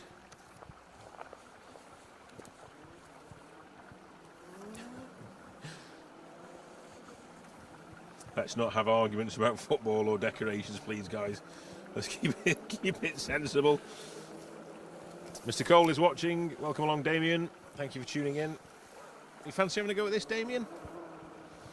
I think you'd go quite well on something like this. A bit of an endurance race for you. You can know how to pedal a car, so let's see you out one of these. That'd be great. David Cully says plenty of flash guns going on over the crest. Yes. Shall I name names? I can name names, you know. I can tell you all who they are. They're well up on a bank anyway, above the cars, and you'll see some great photos from the gang on the hillside over there. And when you see those pictures, you'll know exactly who it is on that bank. But, a big shout out to the photographers.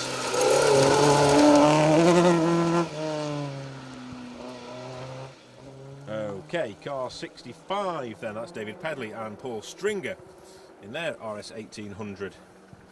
What I'm going to do now, if you don't mind, I'm going to quickly nip over onto the results and see if I can find out what's going on.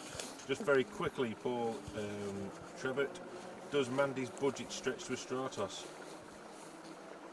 I'm not sure who Mandy is, but I bet that budget doesn't stretch to a Stratos. Katie Squires, nice to see Dad and Uncle still going strong today. Absolutely, Katie. Brilliant to see them going. Always love the Squires boys coming through. They're only round the corner from me in Knipersley. I'm only up the road in Sandbach, so known the Squires boys for a long time now. Some competition and equipment. Big shout out to the Stokies. That was car number 40. Great to see. The Ascona still going strong. Theo Bengry and Les Forsbrook in that Opel Ascona 400. Saw them this morning going through A on the live stream from Luke Leonard, and the car was bouncing through the holes on the inside of the corner where he was. Some great footage coming through this morning. So let's have a little look at positions then. After this stage, okay, let's see.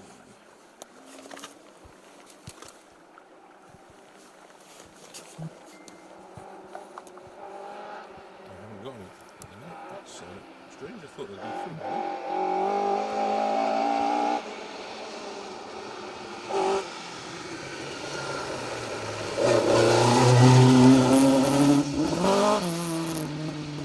So no results for Glencaird Hill 2 then yet.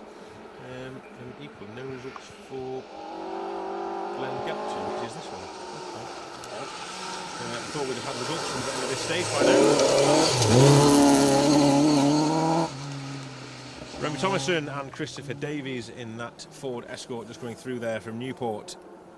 Nice and sideways on this bend. 49 before. And they were hunting down car number 49, which was Andrew Stokes and Johnny Tad Evans in the equally beautiful Mark 1.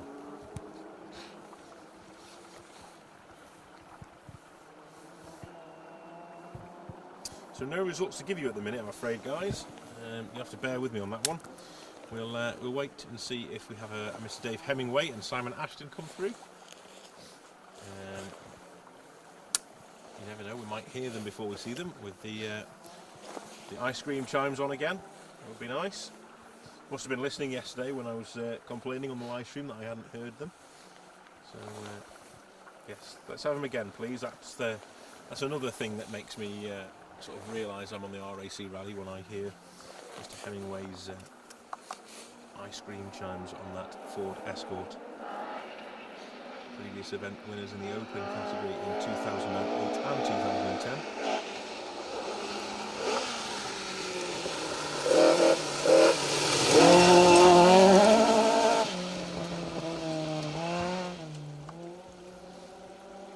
Andy Wolf and James Crook making their way through this stage then in their Mark 1. Andy from Huntingdon and James from Market Harbour down in the East Midlands.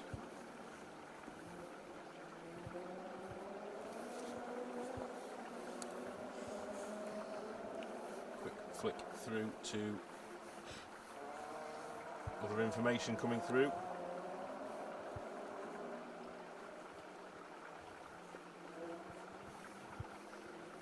Getting notified in lots of different ways, so just making sure we have everything.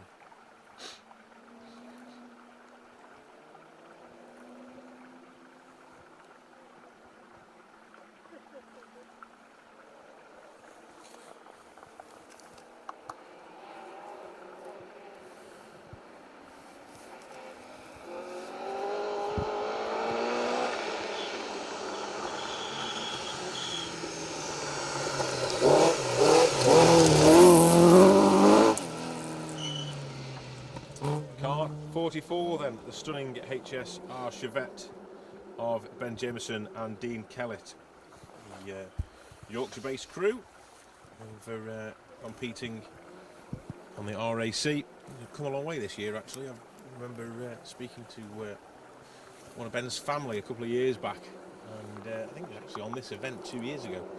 And it was saying he was always wanted to compete on the RAC, and it was the first time doing it. And now, you know, second time round, see the car 44. He's had a good season in that car, topping it off with a run out here and doing well as well. Tony Thompson and Matt Thompson then from Darlington. Back to the Ford Escorts, the RS 1800 example.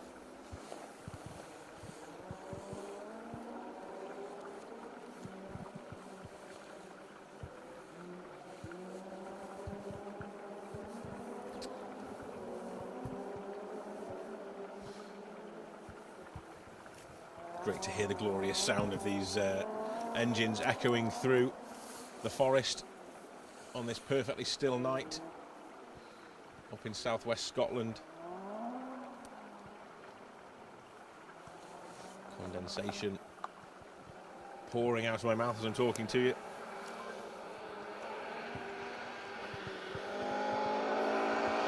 It's a cold one, guys.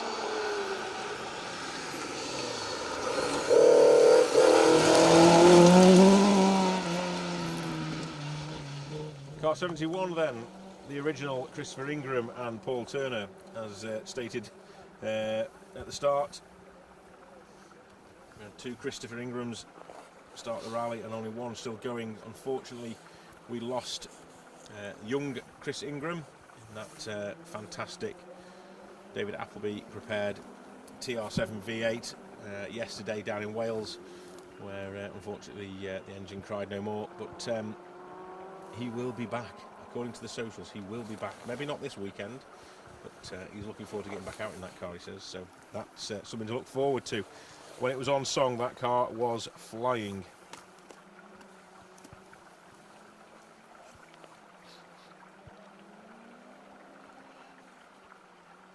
Jason Gordon. Yeah, well picked up, that is, Jason. Yeah, there is a stream actually right next to me. There's a big sort of gorge where the water's running quite rapidly down the stream here. I'll tell you now, it's making me need the toilet. You've got a live stream on a live stream. Yeah, there you go. I tell you, cameraman Jamie's on fire. We have a live stream on the live stream. Don't all laugh at once, guys. But yes, there is a little babbling brook at the side of us here, running under the stage. And yeah, The more you mention it now, the more I need the loo. This is... No, we can't do this. Oh. Don't worry. That won't be happening on the live stream.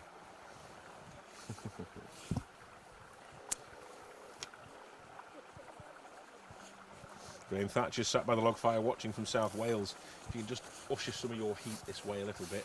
I'm all for rallying in the cold, dark depths of Scotland, but every now and again I could just do with a little bit of warmth, just to warm my hands maybe. The gloves aren't quite doing it at the minute. Tell you what I have got though, if I can find them.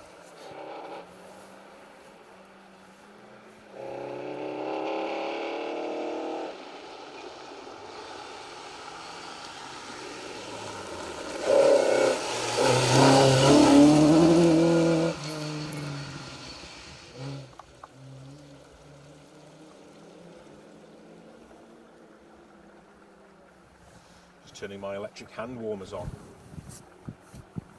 Yeah, see, not so daft now. Daft to the fact that I've had them in my pocket all this time and only just thought of it. But never mind, eh? Big welcome along to Tom Holleback, who's watching over in Belgium. Met Tom a few years back in Spain.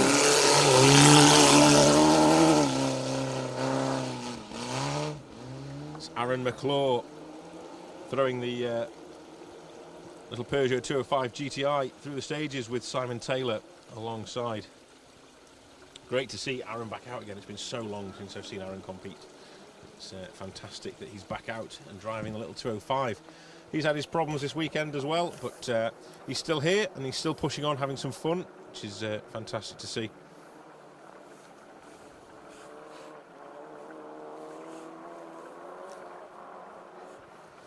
Jason Sims is making his way north tomorrow to come and watch the event. Look forward to getting out here in the stages. Jason, there'll be some viewing tomorrow in Kershope and in the north of Kielder.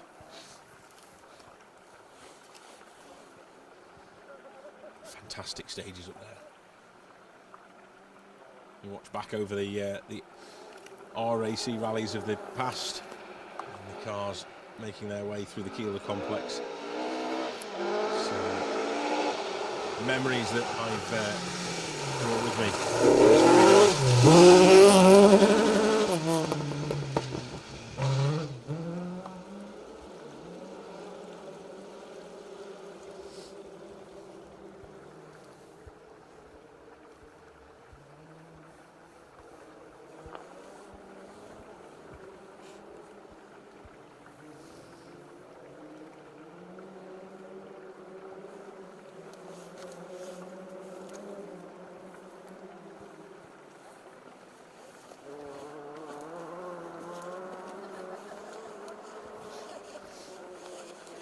Okay, just checking in with the team.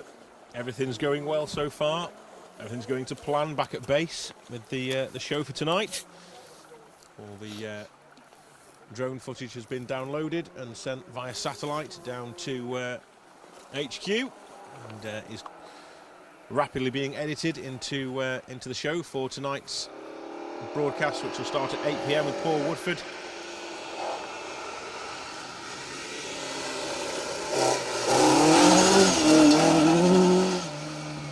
No chimes, Mr. Hemingway. Where's the chimes gone? Teased us with the chimes earlier, didn't he? Sold out. Through sold out of ice cream. Gee whiz. Yeah, teased us through Dalbeattie with the chimes earlier on, and then nothing. Probably didn't know we were here, so we can't give him too much discredit. That was Dave Hemingway and Simon Ashton, previous event open class winners. 2010 and 2008, I think I said, wasn't it? It was the years that they won. But, always great to see those guys out in the Nouveau Lashes Escort. Roger Haycox is watching and Paul Morris is watching as well. Certainly Paul Morris rallying, isn't it? Anyway.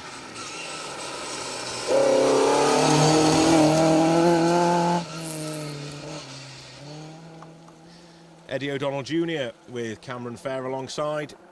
The Isle of Mull boys going strong. Great to see Eddie down from Salem and Cammy from Tobermory, where he runs the fish and chip van on the island. Best fish and chips, certainly on the Isle of Mull. I'm going to have to watch what I say because I'm in Scotland and there might be a chip shop around the corner. Let's shout at me if I say that. It's a fantastic chippy. If you're ever up on the Isle of Mull, go and see Cammy. He'll sort you out with some fish and chips. Not for free. I'm not giving them away, but he'll sort you out with some fish and chips. He's a good man.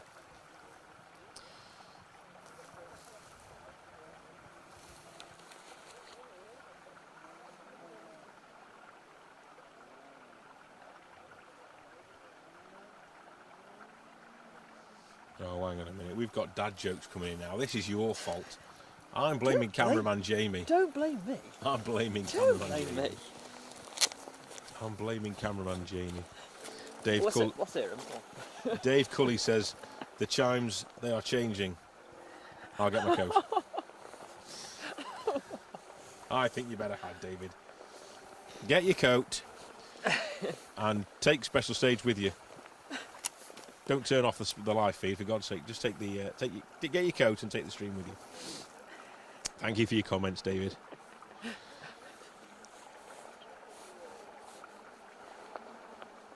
Plus 23 in Pitucha. We've had this before, Ian. Where was I now when you commented before and I couldn't pronounce where you were?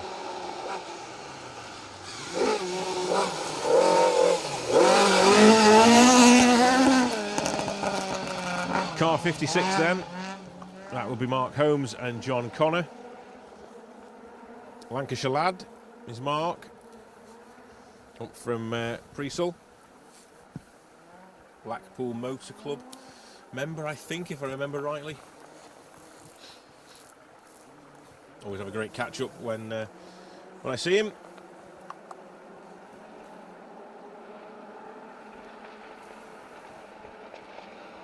So I'll listen to this. Legacy on its way into view.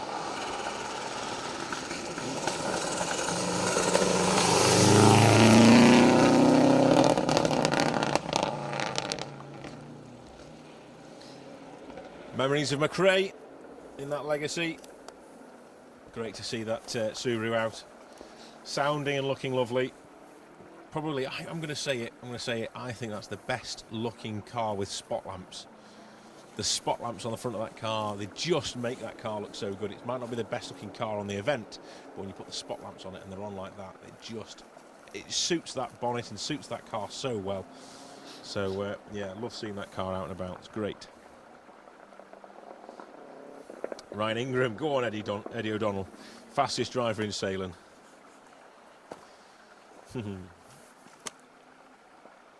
Last time I was in Salem, actually, there was it wasn't quite the last time, but on the tour of Mull, or the Mull Rally as it is now, the course car was parked in a ditch before the rally had even started.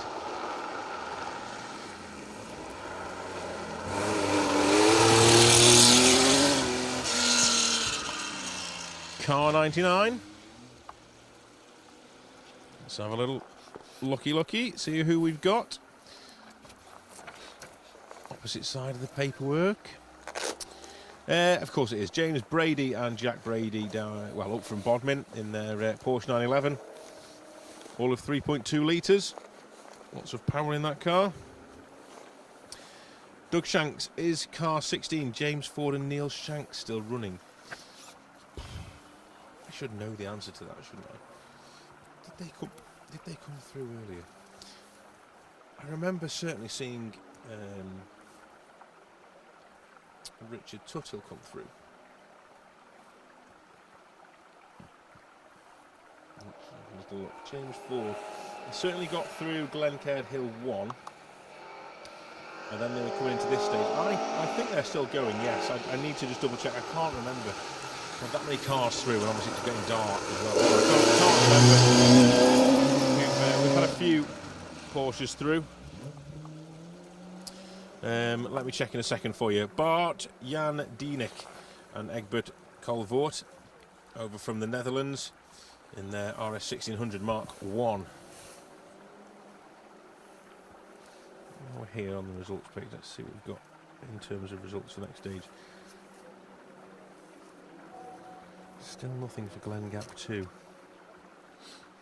Sorry guys, I can't give you any more information at the minute with results. We haven't had anything through for this stage.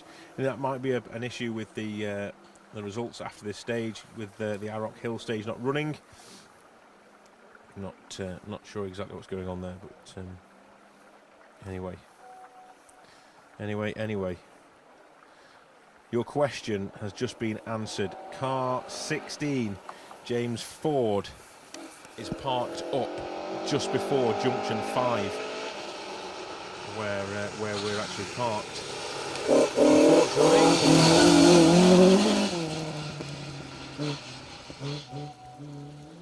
Mike Roberts and Ken Bowman from South Wales in their RS2000. So yeah, there's a little bit of a news story there.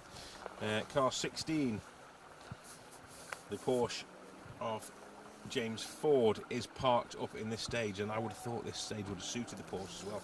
They've been so rough. They've been the ideal car for in here. Neil Shanks alongside.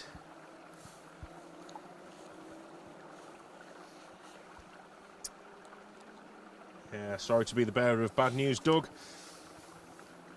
Just before junction 5 in this stage, which is where we're parked, we're actually just before junction 6 here, so it's only up the road, a couple of 100 metres up the road from here, unfortunately, before they come into view. Ken Smith says he loves the sound of the Scooby in the forests. Yeah, you'd see. Group A boys, that's what it is. It's nice to hear these Group A cars.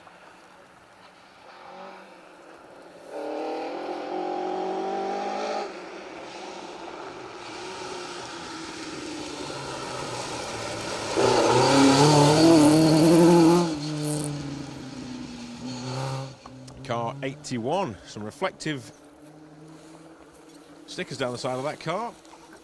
Brewery company down it, all reflecting back at me, more so than the actual car number.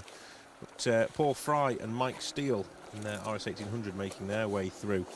They both did the RAC in 1996 in a Ford Sierra Cosworth, so this will be taking them back to then, and they'll be hoping to make an improvement on that result as they didn't finish the event. So fingers crossed we will see them on Monday evening in Carlisle at the finish of the 2023 Roger Albert Clark Rally. But as we keep saying, so far to go, so far to go. My clipboard and my laminates are now freezing. You can see them shining back at me. I've just changed the pages, and I've actually scraped ice off the lamination here in front of me. So just to give you an idea, it is getting pretty cool. Oh yeah, and everything else is frozen behind me. All my bags. Cool box. Where's the cool box come from? Well, a cool box full of food here. If only they'd told me.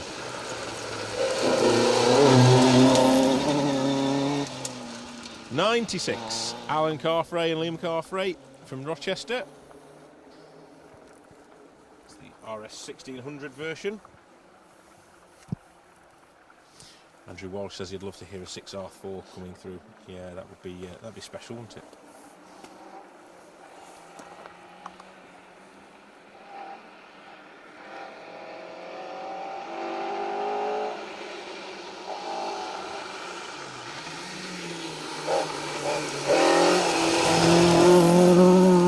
Car 94 with Tim Metcalf and Stephen McCauley. Going well in the Total liveried Escort Mark II. Ian Park, I have a black screen with occasional lights. You've got the same as everyone else, I'm afraid. It's yeah, unfortunately that's the way it is. It's as best we can do here. We're going for the atmosphere rather than the action, let's say, here. But still, it's great to see the cars running at night with the spot lamps on. It's nice to hear them and to smell them when you're at the stage side as well. I'm hoping you get a little bit of that feeling portrayed across to you. I hope you kind of get the atmosphere. The moon is out, the skies are clear. It's a fantastic night here in Scotland. It's a cold one, but it's a nice one. So I'm hoping that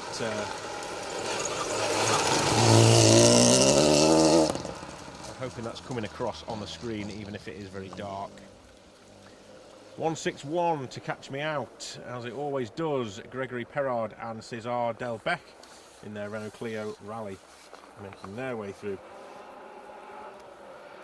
Thank you, Ian. Appreciate it. I know it wasn't a bad comment. It just yeah, it's it's the way it is, I'm afraid. I've got the short straw, haven't I?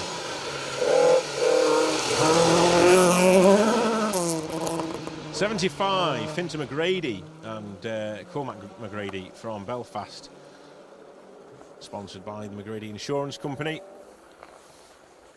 If I remember rightly, going back a couple of months, we were over in Lisbon for the Down Rally, and the McGrady gang sponsored the event over there. So big thank you to those. They're involved with the motorsport quite heavily over in Northern Ireland. So big shout out to the McGrady family. Nice to see them out in the Mark II over here as well.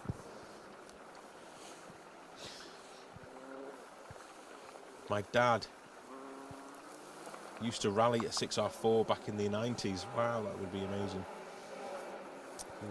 He's in car 88 this weekend.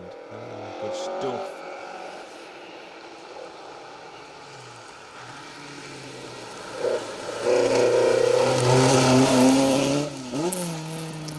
Car 67. It gets to this point in the field, and I keep thinking, I'm sure I've seen that car already once. And then I get to the name and I go, oh no, that's Steve Orman Smith and John Terre over from the Isle of Man. Of course it is. Yeah, we have lots of cars that look the same, especially at night. They all look the same, don't they, at night? Just with the lights on. But yeah, like I say, I'm hoping that you're getting a feel for the Roger Albert Clark Rally and exactly what is involved in this event. If cameraman Jamie just spins the camera around, you can just have a quick look at what we're up against here. You can see myself and the camera equipment all lined up at the side of the stage here. We've got a headlight on, we've got the phones, paperwork, laminations. You can see the microphone, paper everywhere. So it's chaos here, and obviously lots and lots of condensation as well. But yeah, we're having a great time. We wouldn't want to be anywhere else. So thank you very much for joining us on the live stream.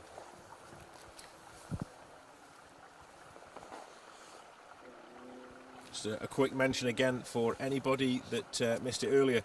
The live review show will be out tonight at 8 p.m. on the Facebook pages and on YouTube and on the Motorsport UK website as well. Hosted by Mr. Paul Woodford. He will be bringing you all the action from today in a roundup with a look forward to tomorrow's stages and what's in store. Lots of action again. The event has evolved in huge ways over the last couple of days or so, with crews dropping out and positions changing on the leaderboards. It's hard to keep up at times with everything that's been going on. So join Paul for all the information.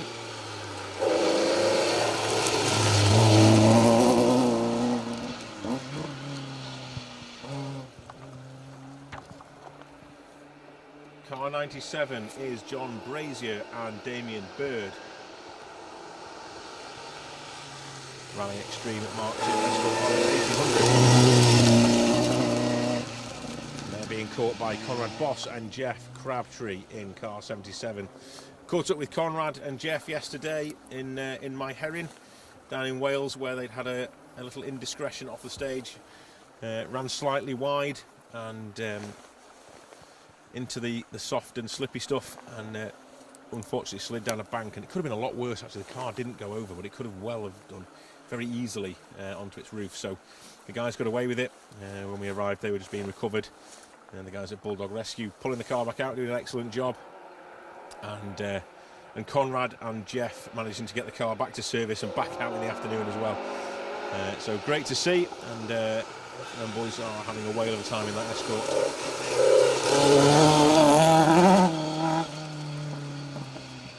Pretty sure that was car 72. That'll be Grant Inglis and Gavin Chisholm from Scotland, Glasgow and Kilmarnock respectively.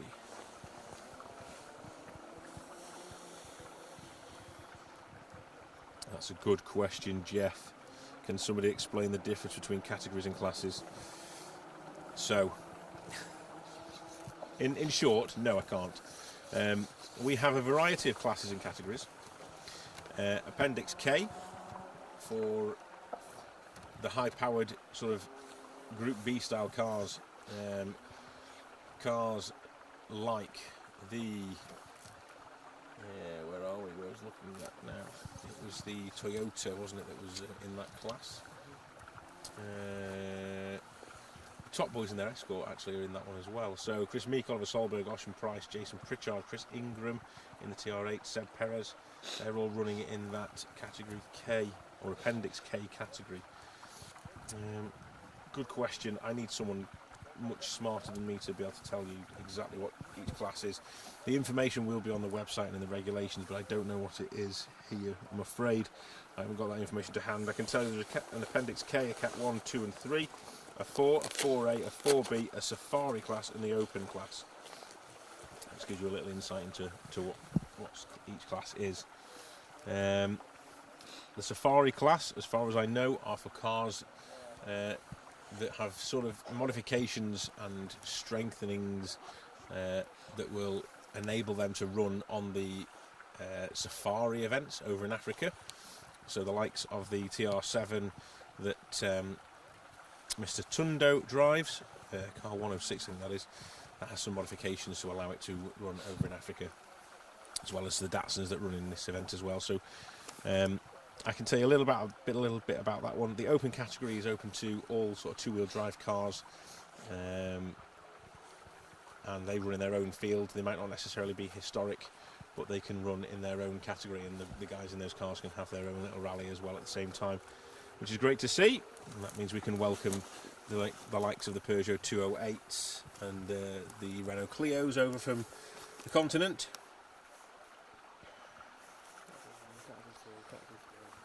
Okay. I'll tell you what then, I'll read out some of this. Cameraman Jamie's helping me out here. So, Jeff, I hope you appreciate the efforts we're going to here. 2 phones on the go at once here now, this is getting technical. So, category 1 is for cars that are registered before the 31st of December 1967. There is then a breakdown of classes within that category, B1, B2, B3, B4, B5, all different engine sizes and ratios, so I'm not going to go into all the details of those ones for you. Category 2 is basically cars registered from the 1st of January 1968 up to the 31st of December 1974. Again, breakdown then of engine sizes as well for each class within that category. Category 3, they're registered from the 1st of January 1975 up to the 31st of December 1981. Cat 4A are registered between the 1st of January 82 and December 85. 4B is from the 1st of Jan 86 up until the 31st of February 1990. That's the start of some of your Group A cars there then. And then Category K is for FIA Appendix K cars registered before 1985 basically, or before the end of 1985. And then we said Safari spec can go up to 1985 as well, or 1986 January. And then the Roger Albert Clark Open category, you have the classes for up to 1 litre cars, 1 litre to 1400, 1400 to 1600, 1600 to 2 litre, and then cars over 2 litre. So lots and lots of information there for you. I realise that may not interest some of you, but I'm hoping that's cleared up a couple of questions for you. There's a lot going on. There's a lot going on in those categories and classes. But that's where they're at anyway. So I believe some stage times are now available on the page. Just a quick flick through at the tracker to sort of get an idea of who's where and what's going on.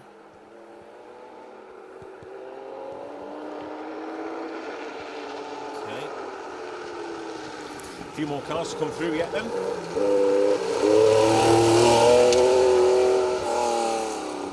First one of those being car 93. And 93 is Federico Palessa and Nicola Arena.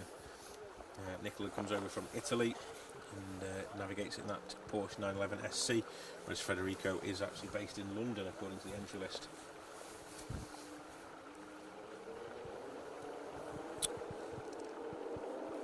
So James Ford still showing stopped in the stage. Let's have a quick look. Car 157 is also showing us stopped in the stage as well. That's Alan Kitson and John Roberts in their Mark 1. Saw them through much earlier. They're stopped as well after stage 6. After junction 6. So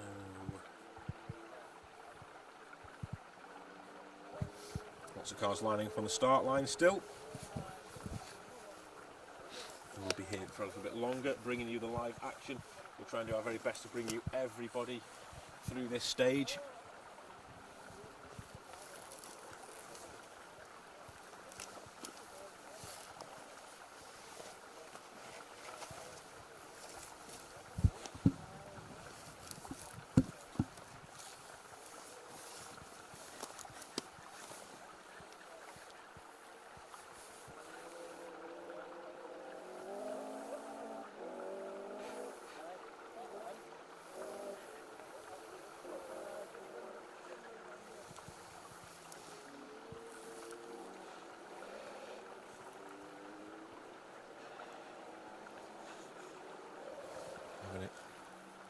There seems to be more condensation tonight than other nights. I can't work that out. I don't understand. Why have I got more condensation coming up my breath tonight than other nights? It's cold, I get it, but yeah, anyway. Almost looks like we're on fire. I can tell you, we certainly aren't. Okay, next customer for us then comes into view.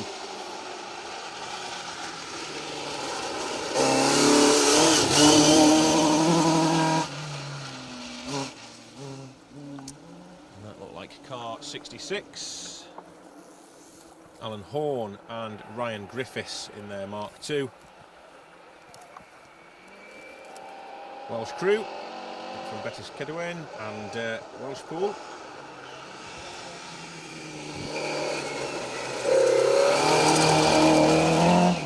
Car 103, spot lamps ablaze, lighting up the scenery as well. It's the Talbot Sunbeam. Notes back up again. They're all over the show. I know that Mr. Philip Sandham's in the passenger seat. Let's get the driver in there as well. Robin Hamilton, of course. Gore Bridge and Carnforth. I'm speaking with the co-driver who should have been in that car with Robin this weekend. Unfortunately, was taken ill just before the event. So, very gratefully, Phil Sandham stepped in, and a cracking job with Phil will be doing in that car. We had the pleasure of Phil's company on the Argyle stages back in June, I think it was, and Phil came on board with a special stage and saw how rallies ran from the opposite side of the lens, and he helped do the commentary and the guest punditry basically on the Argyle stages. So I think he enjoyed himself. Some wet feet on that event, but I think everybody did. But yeah, he had a good time anyway. So great to see that crew still going and going strong as well.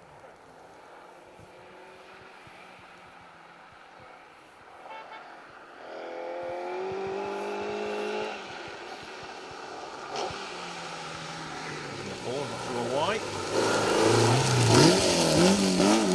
Car 92. Just letting me know that the Saab was on its way.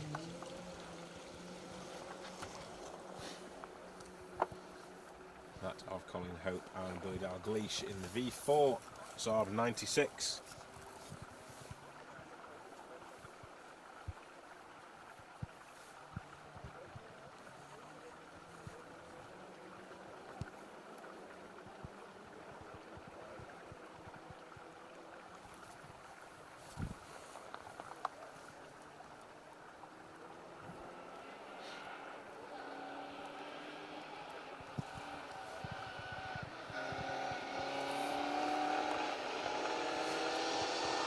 Okay, next up.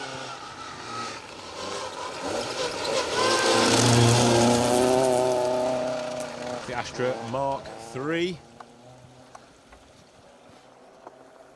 Colin Smith and John Pinder. Colin's over from Duns now. He'll be glad to be back up north.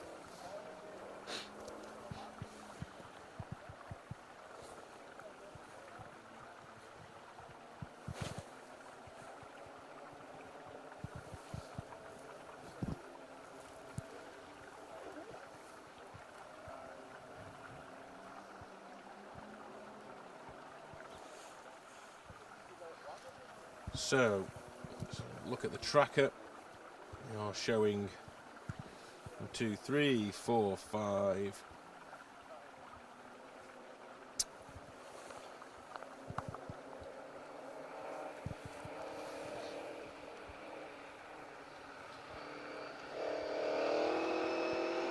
Six cars on stage currently.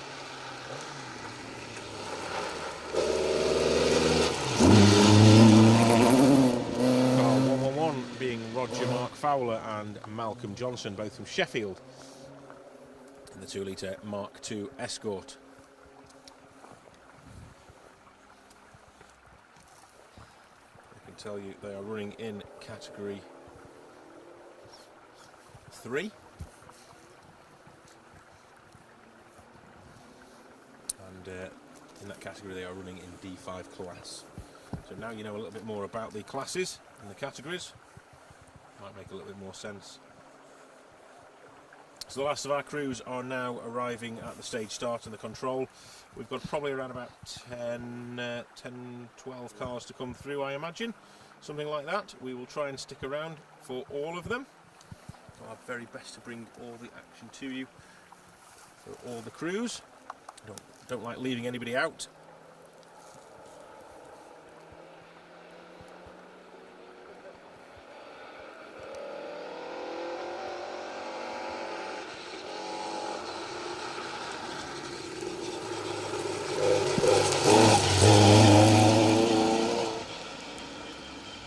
So car 104, Paul Holmes and Elizabeth Beasley from Billingshurst in their RS2000.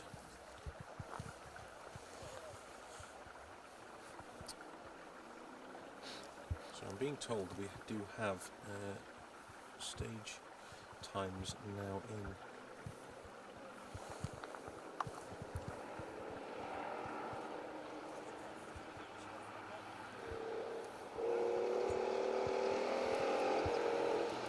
Oh, I can't find them.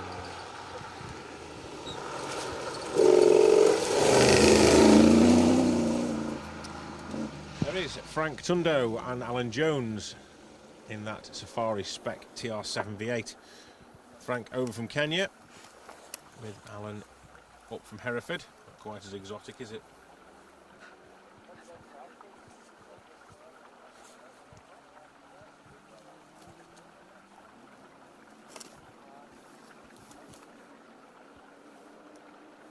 Oh, I still can't seem to get anything for the results at the minute.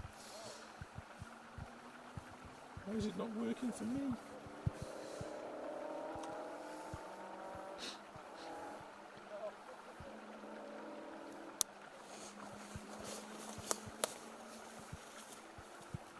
Anyway, results.djames.org.uk is the place to be if you want to find out exactly what's going on.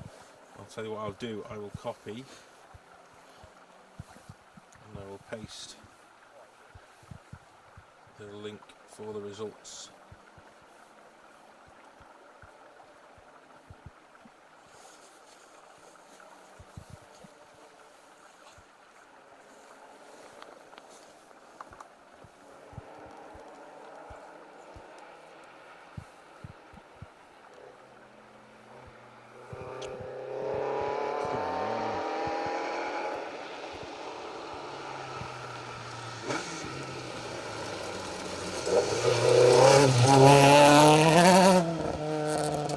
There we go. So if you want to have a look at the results, I know people have already done it for us, but there's some more information there for you. The guys at D James will we'll have everything up and running for you. You can check all the information online there, whether you're after the classes or the categories or overall positions.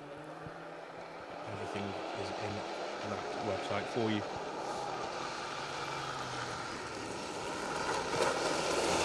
Next, 159.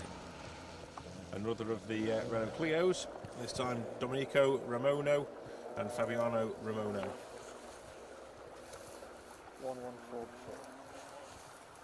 And just before the Clio, Lynn Davies and Aled Davies in the Mark II Escort in car 114, creeping through whilst I was trying to get the link on. Car 16 is out with a broken rear quarter. Oh. That's interesting. It wouldn't surprise me with the conditions in this stage. Extremely rough stage, this one.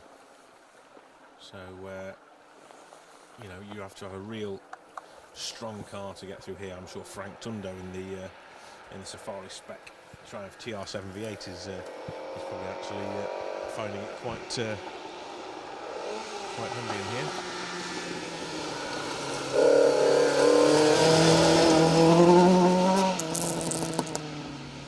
Car 95, another one of our visiting crews. Henry de Frehane Miguel and Egamont Emmanuel. It's horrendous pronunciation, I'm so sorry guys. From Brussels and Gran Rosière. Let's just pretend that never happened. But guys, thank you very much for coming over and competing on the Roger Albert Clark Rally 2023. I did say when I get to service I'm going to try and catch up with these people and ask how to pronounce the guys' names and girls' names that I don't know. So that's something I need to work on when I get to service. I don't know when I'm going to get to service at this rate. We're running out of days, aren't we? By the end of the rally I'll be able to pronounce everyone's name, I'm sure. Just about. I'll have mastered the Dutch and the Belgians and the Flemish and the Spanish and the Italians, and I'll be struggling with the English. You watch. There's lots of reflective vests on the hillside over there.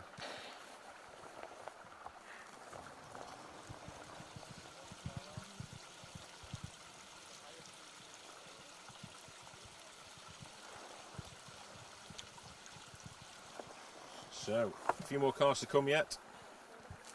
Stick with us. Thank you very much for joining us into the night here on the Roger Albert Clark Rally. Car 96 is now showing stopped at our junction as well, where we're parked. So, car 96 stopped. That is Alan Carfrae and Liam Carfrae. That can't be right, because they've come past us already, I'm sure. Or did I get the wrong number earlier? Anyway, the tracker is showing car 96 has stopped at junction 5.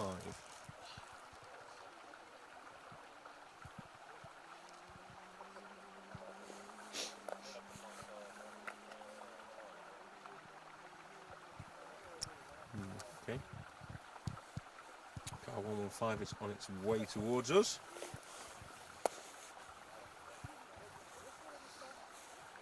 And so is car 58. And then 1, 2, 3, 4, 5, 6, 7 more cars. So about 10 more cars to come.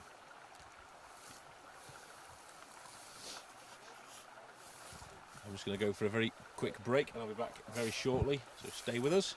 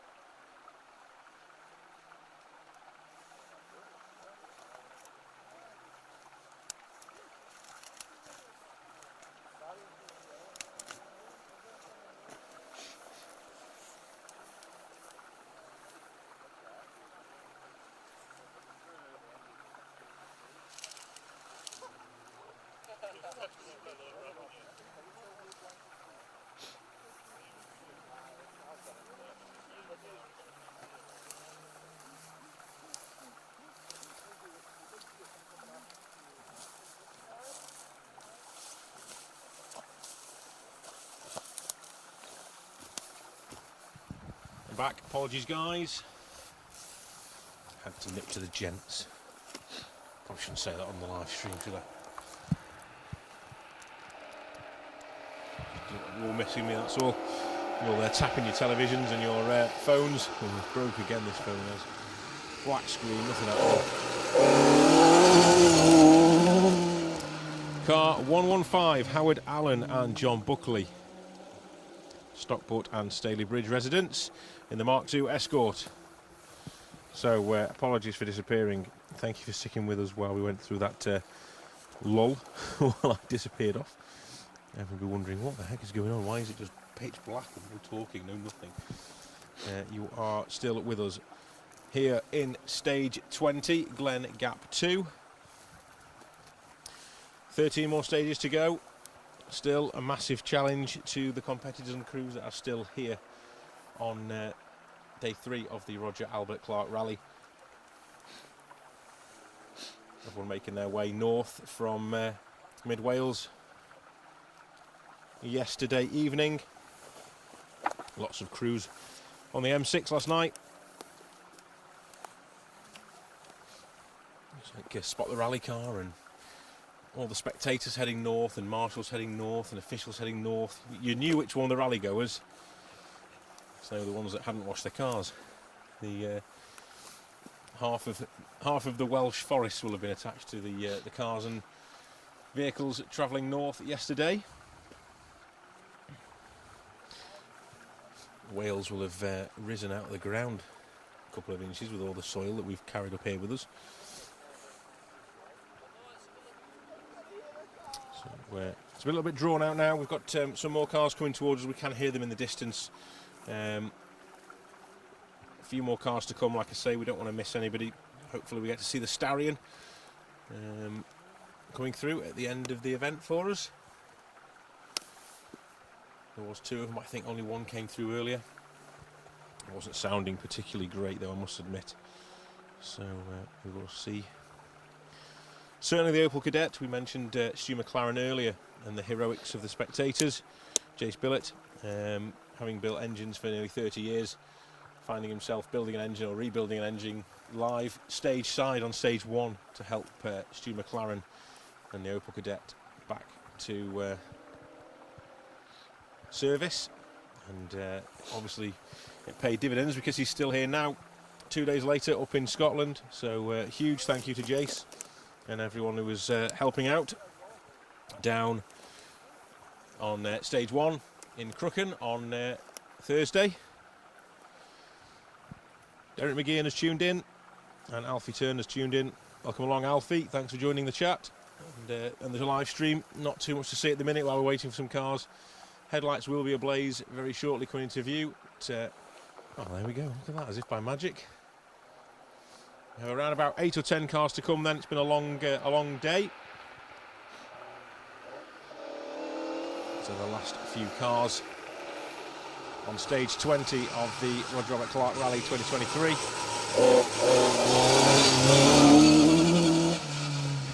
And that is car 58, Mike Reed. And I think John Millington was in that car as well, if I remember rightly. Flick over. Certainly was. John, another of the navigators slash co-drivers who did the original incarnation of the Roger Albert Clark Rally, or the RAC as it was known back then.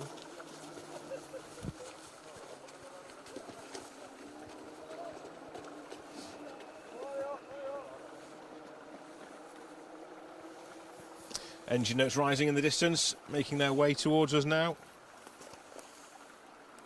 Neil Rosthern is saying that the Starion is on the start line. That's good to hear. Good news. Let's get at least this Starion that I can remember running. Let's get to the end. Variety is the spice of life, and the Starion certainly doesn't disappoint. Fantastic looking car. It's more like a race car than a rally car, but either way. Now this, no wonder we can hear it coming a long way away. This is the Saab 900.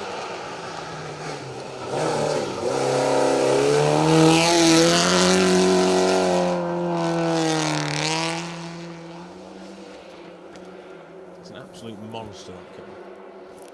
That is Gordon McCombie and Russell Smith. Gordon from Greenlaw and Russell from the Bridge of Erne. And that raucous Saab 900.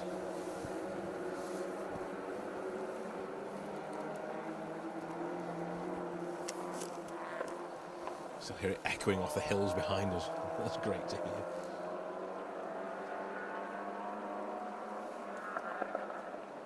When I think of the sounds of this rally, first car you think of, obviously, is the Lancia Stratos.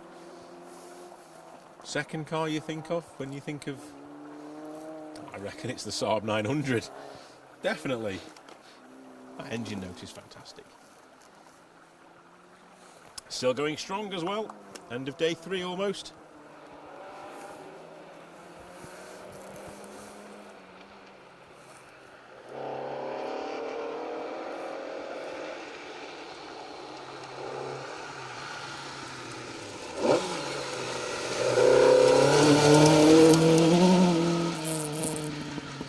Next up for us, Keith Turner and Tracy Wood in their Ford Escort, running in the D5 class in category 3. Another resident from Driffield out on the event.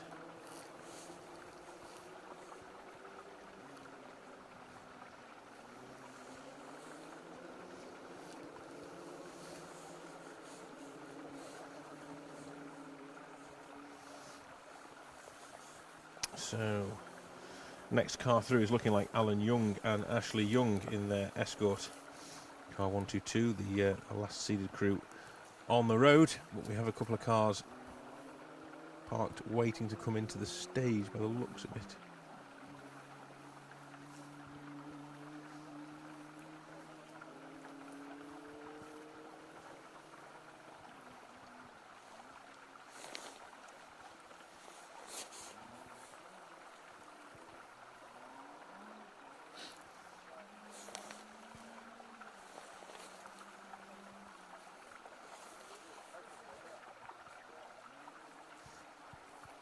Looks like they all look parked up actually.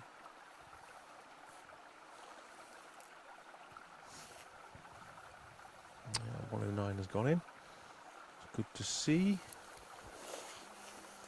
Which is the Mitsubishi Starion of Ian Tunney and Chris Sanderson. So the Starion is on its way.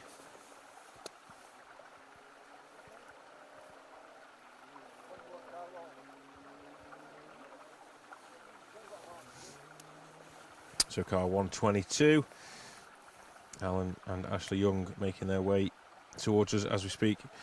Crew from Sheffield in their Mark II.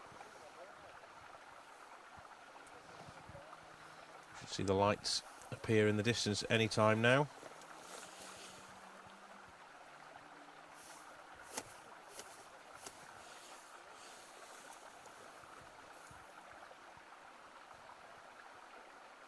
It's very quiet. The tracker shows them still moving towards us.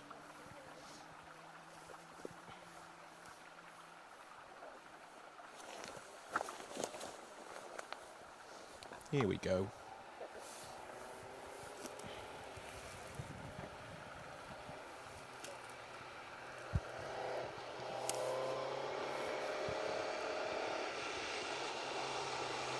Lights are flashing.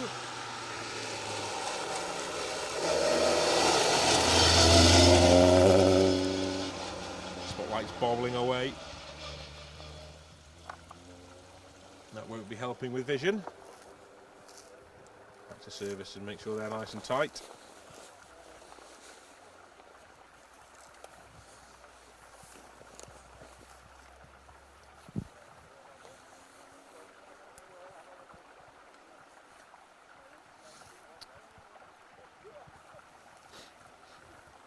So it's a little look forward to tomorrow then. What we have in store for you.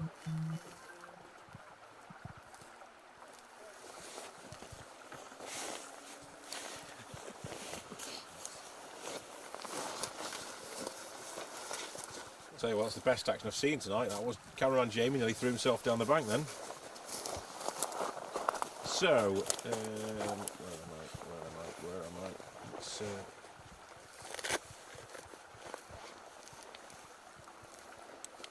skip to tomorrow's itinerary. We start the morning off with a bang, 2 runs through the Kershopp stage to open things up. 8:30 first car into Kershopp in the morning. 16.77 miles of Kershopp, the CMC sponsored stage. We'll see the crews tackling it twice, back to back with a service in between back in Carlisle. Second stage gets underway at 11:49, sorry.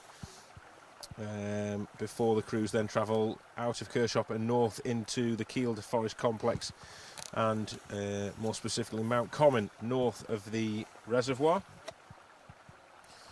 Another 16.43 stage. That's a really technical stage as well in there. Some really fast and flowing sections which are fantastic for the drivers, really sort of high commitment sections, and then there's a section in the middle which we'll probably be heading to film on tomorrow, which is really unused is probably the best word to use to describe it. The surface is almost grassy. There's hardly a track in sight, so the first cars on the road will be sort of creating their own lines across the hillside when the crews get there tomorrow lunchtime. They then head further north and further east towards Harwood, where they will tackle a 10.81 mile stage over towards the Cheviot Hills, and then they'll make their way back down to Greenside and the north abutment for service. And service will take place around about 4 o'clock tomorrow evening.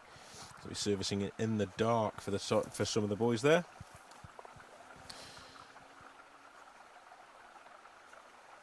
After service, the crews then head out back into Mount Common 2 for another 16.5 mile blast through there, and then back to Harwood before travelling all the way back from the far side of Kielder back to Carlisle and arriving back at Carlisle at around about 9:10 tomorrow night. It's a real spectacle if you're around Carlisle at all to get down to the service area at H&H Auctions. You'll have 2.5 hours with the crews really coming into service in the evening after another torrid day on the stages. 88 miles in total tomorrow, competitive mileage, and when you add that to the 251 road miles, it's a 339 mile day. Just a 339 mile day, you know, in these historic cars that have been slogged through Wales and Scotland. You know, it's some serious commitment from the drivers. There'll be more stories to tell tomorrow, no doubt.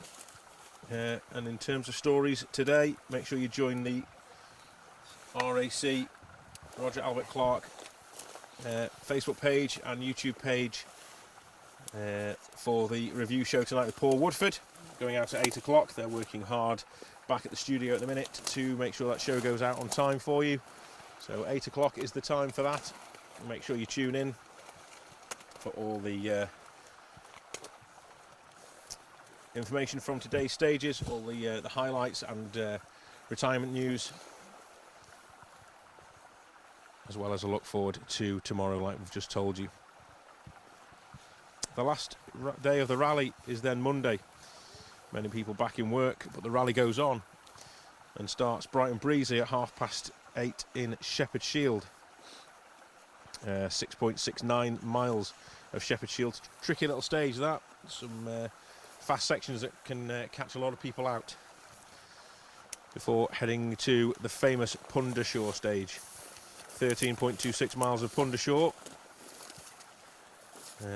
Will certainly keep them on the toes, and then 10 miles of Rushside before the 8 mile Hope House stage finishes off the morning loop. Back to Kielder Water for the lunchtime halt and the service, where the crews and mechanics will have a chance to get themselves prepped, ready for the big one. The real sting in the tail on the 2023 Roger Albert Clark Rally. 38.92 miles the stage length, combining the Pundershore, Roughside and Hope House stages into one long stage where the crews will tackle that. Take them a good while to get through that stage as well, so maximum concentration for a long time there before they head down to Carlisle for the finish celebrations at 4:30.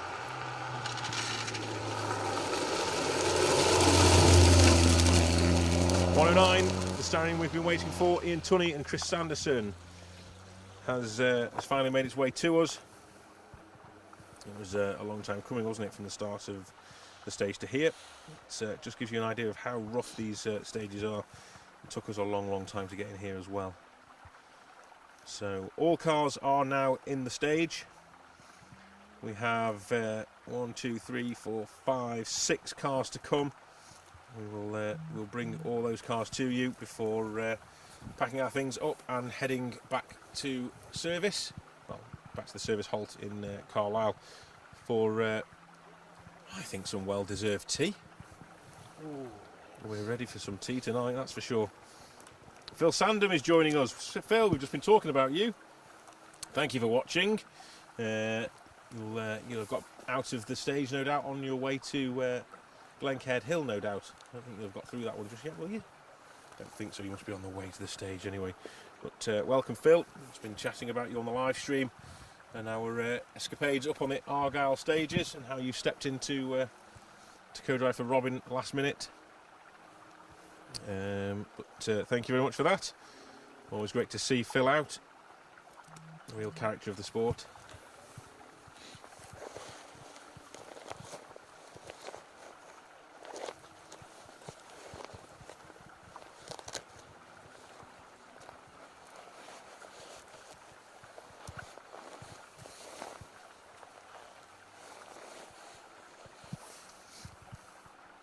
Okay, so last 6 cars making their way towards us now. First of those is about to drop into view.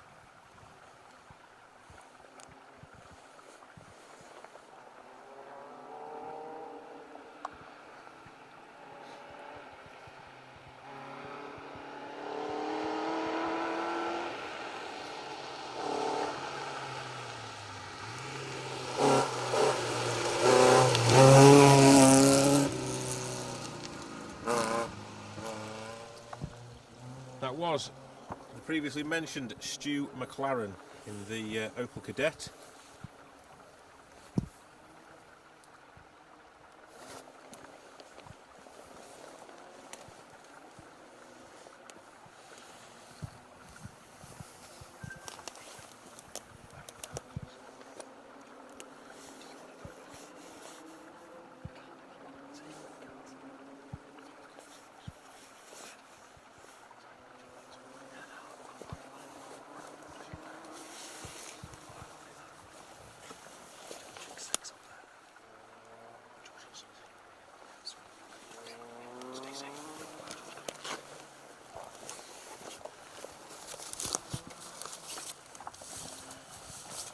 Okay, just organising ourselves here for the last few cars.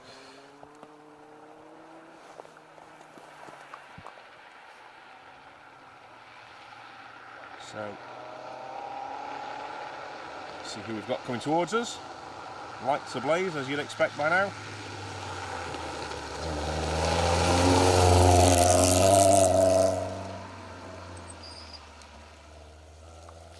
It's the BMW 318 Ti Compact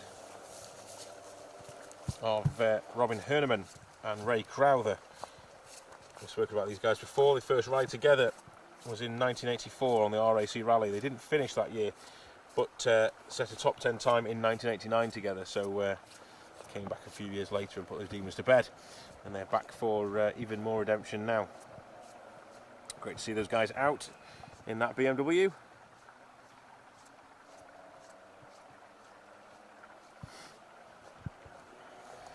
Darkness is all around us. Clear skies, the moon's still shining bright, which makes everything a lot colder. My fingers are just about dropped off, I can't feel them. My toes are crying as well.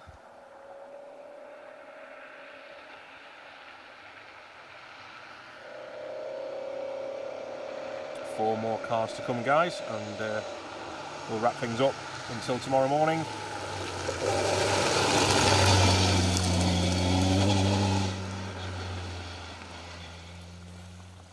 That was car 110. David Calvert and Colin Blunt in their... It says Mark II Escort. I didn't see it as a Mark II Escort. I didn't see it as a Mark II Escort last night either. But it is dark and I can't really tell. However, I have some information that I believe, and I don't know how true this is. I'm relying on purely on what people are telling me. But David from Clitheroe is in fact 80 years old, the oldest competitor on the event. Now I don't know how true that is. That might just be a prank between friends. However, I'm going to go with that and say, if that's the case, what a fantastic effort that is for an 80-year-old to be competing on an event like this. A big hats off to you, David.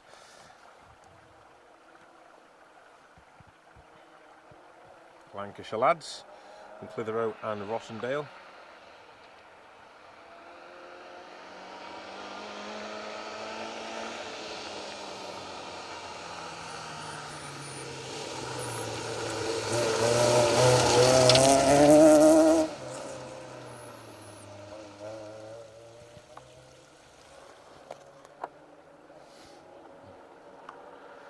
Two together.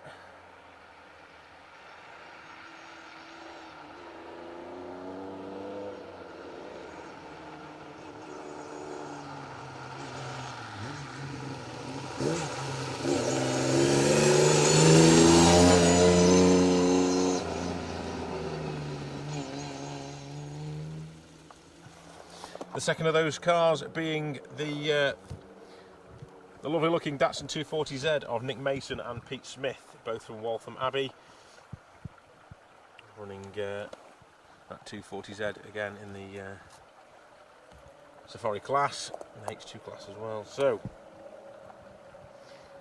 thank you very much for tuning in today. Like I say, there's only a couple of cars left now, and we will sign off after these last few cars. Dawn Mount has been watching again. Thank you very much for joining us, Dawn. She's kept us company most of the weekend. Appreciate your efforts, even in this very dark and very cold atmosphere here. Cameraman Jamie has actually gone back to the car to make sure that the equipment in the car is charged and sorted so that we can get the live stream stuff back to producer Wayne. Need to meet the deadline of 7 PM tonight, otherwise it's not going to make it into the show. So they've gone back with the Eastwood Media drone boys to make sure that that's all sorted. So I'm here now holding microphone, clipboard, laminated sheets, phone, watching the live stream and filming as well. All good fun, eh? That was Mr. Oglesby, Martin Oglesby and John Parker in the Opel Kadett, second of the Opel Kadetts to come through.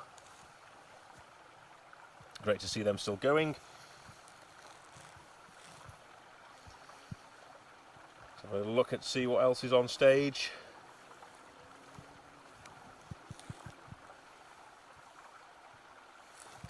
That, as they say, is your lot. So, a massive thank you to everyone who stayed with me up until the end there. Thank you very much, everybody, for tuning in today. I hope you've appreciated the live stream that we brought you again.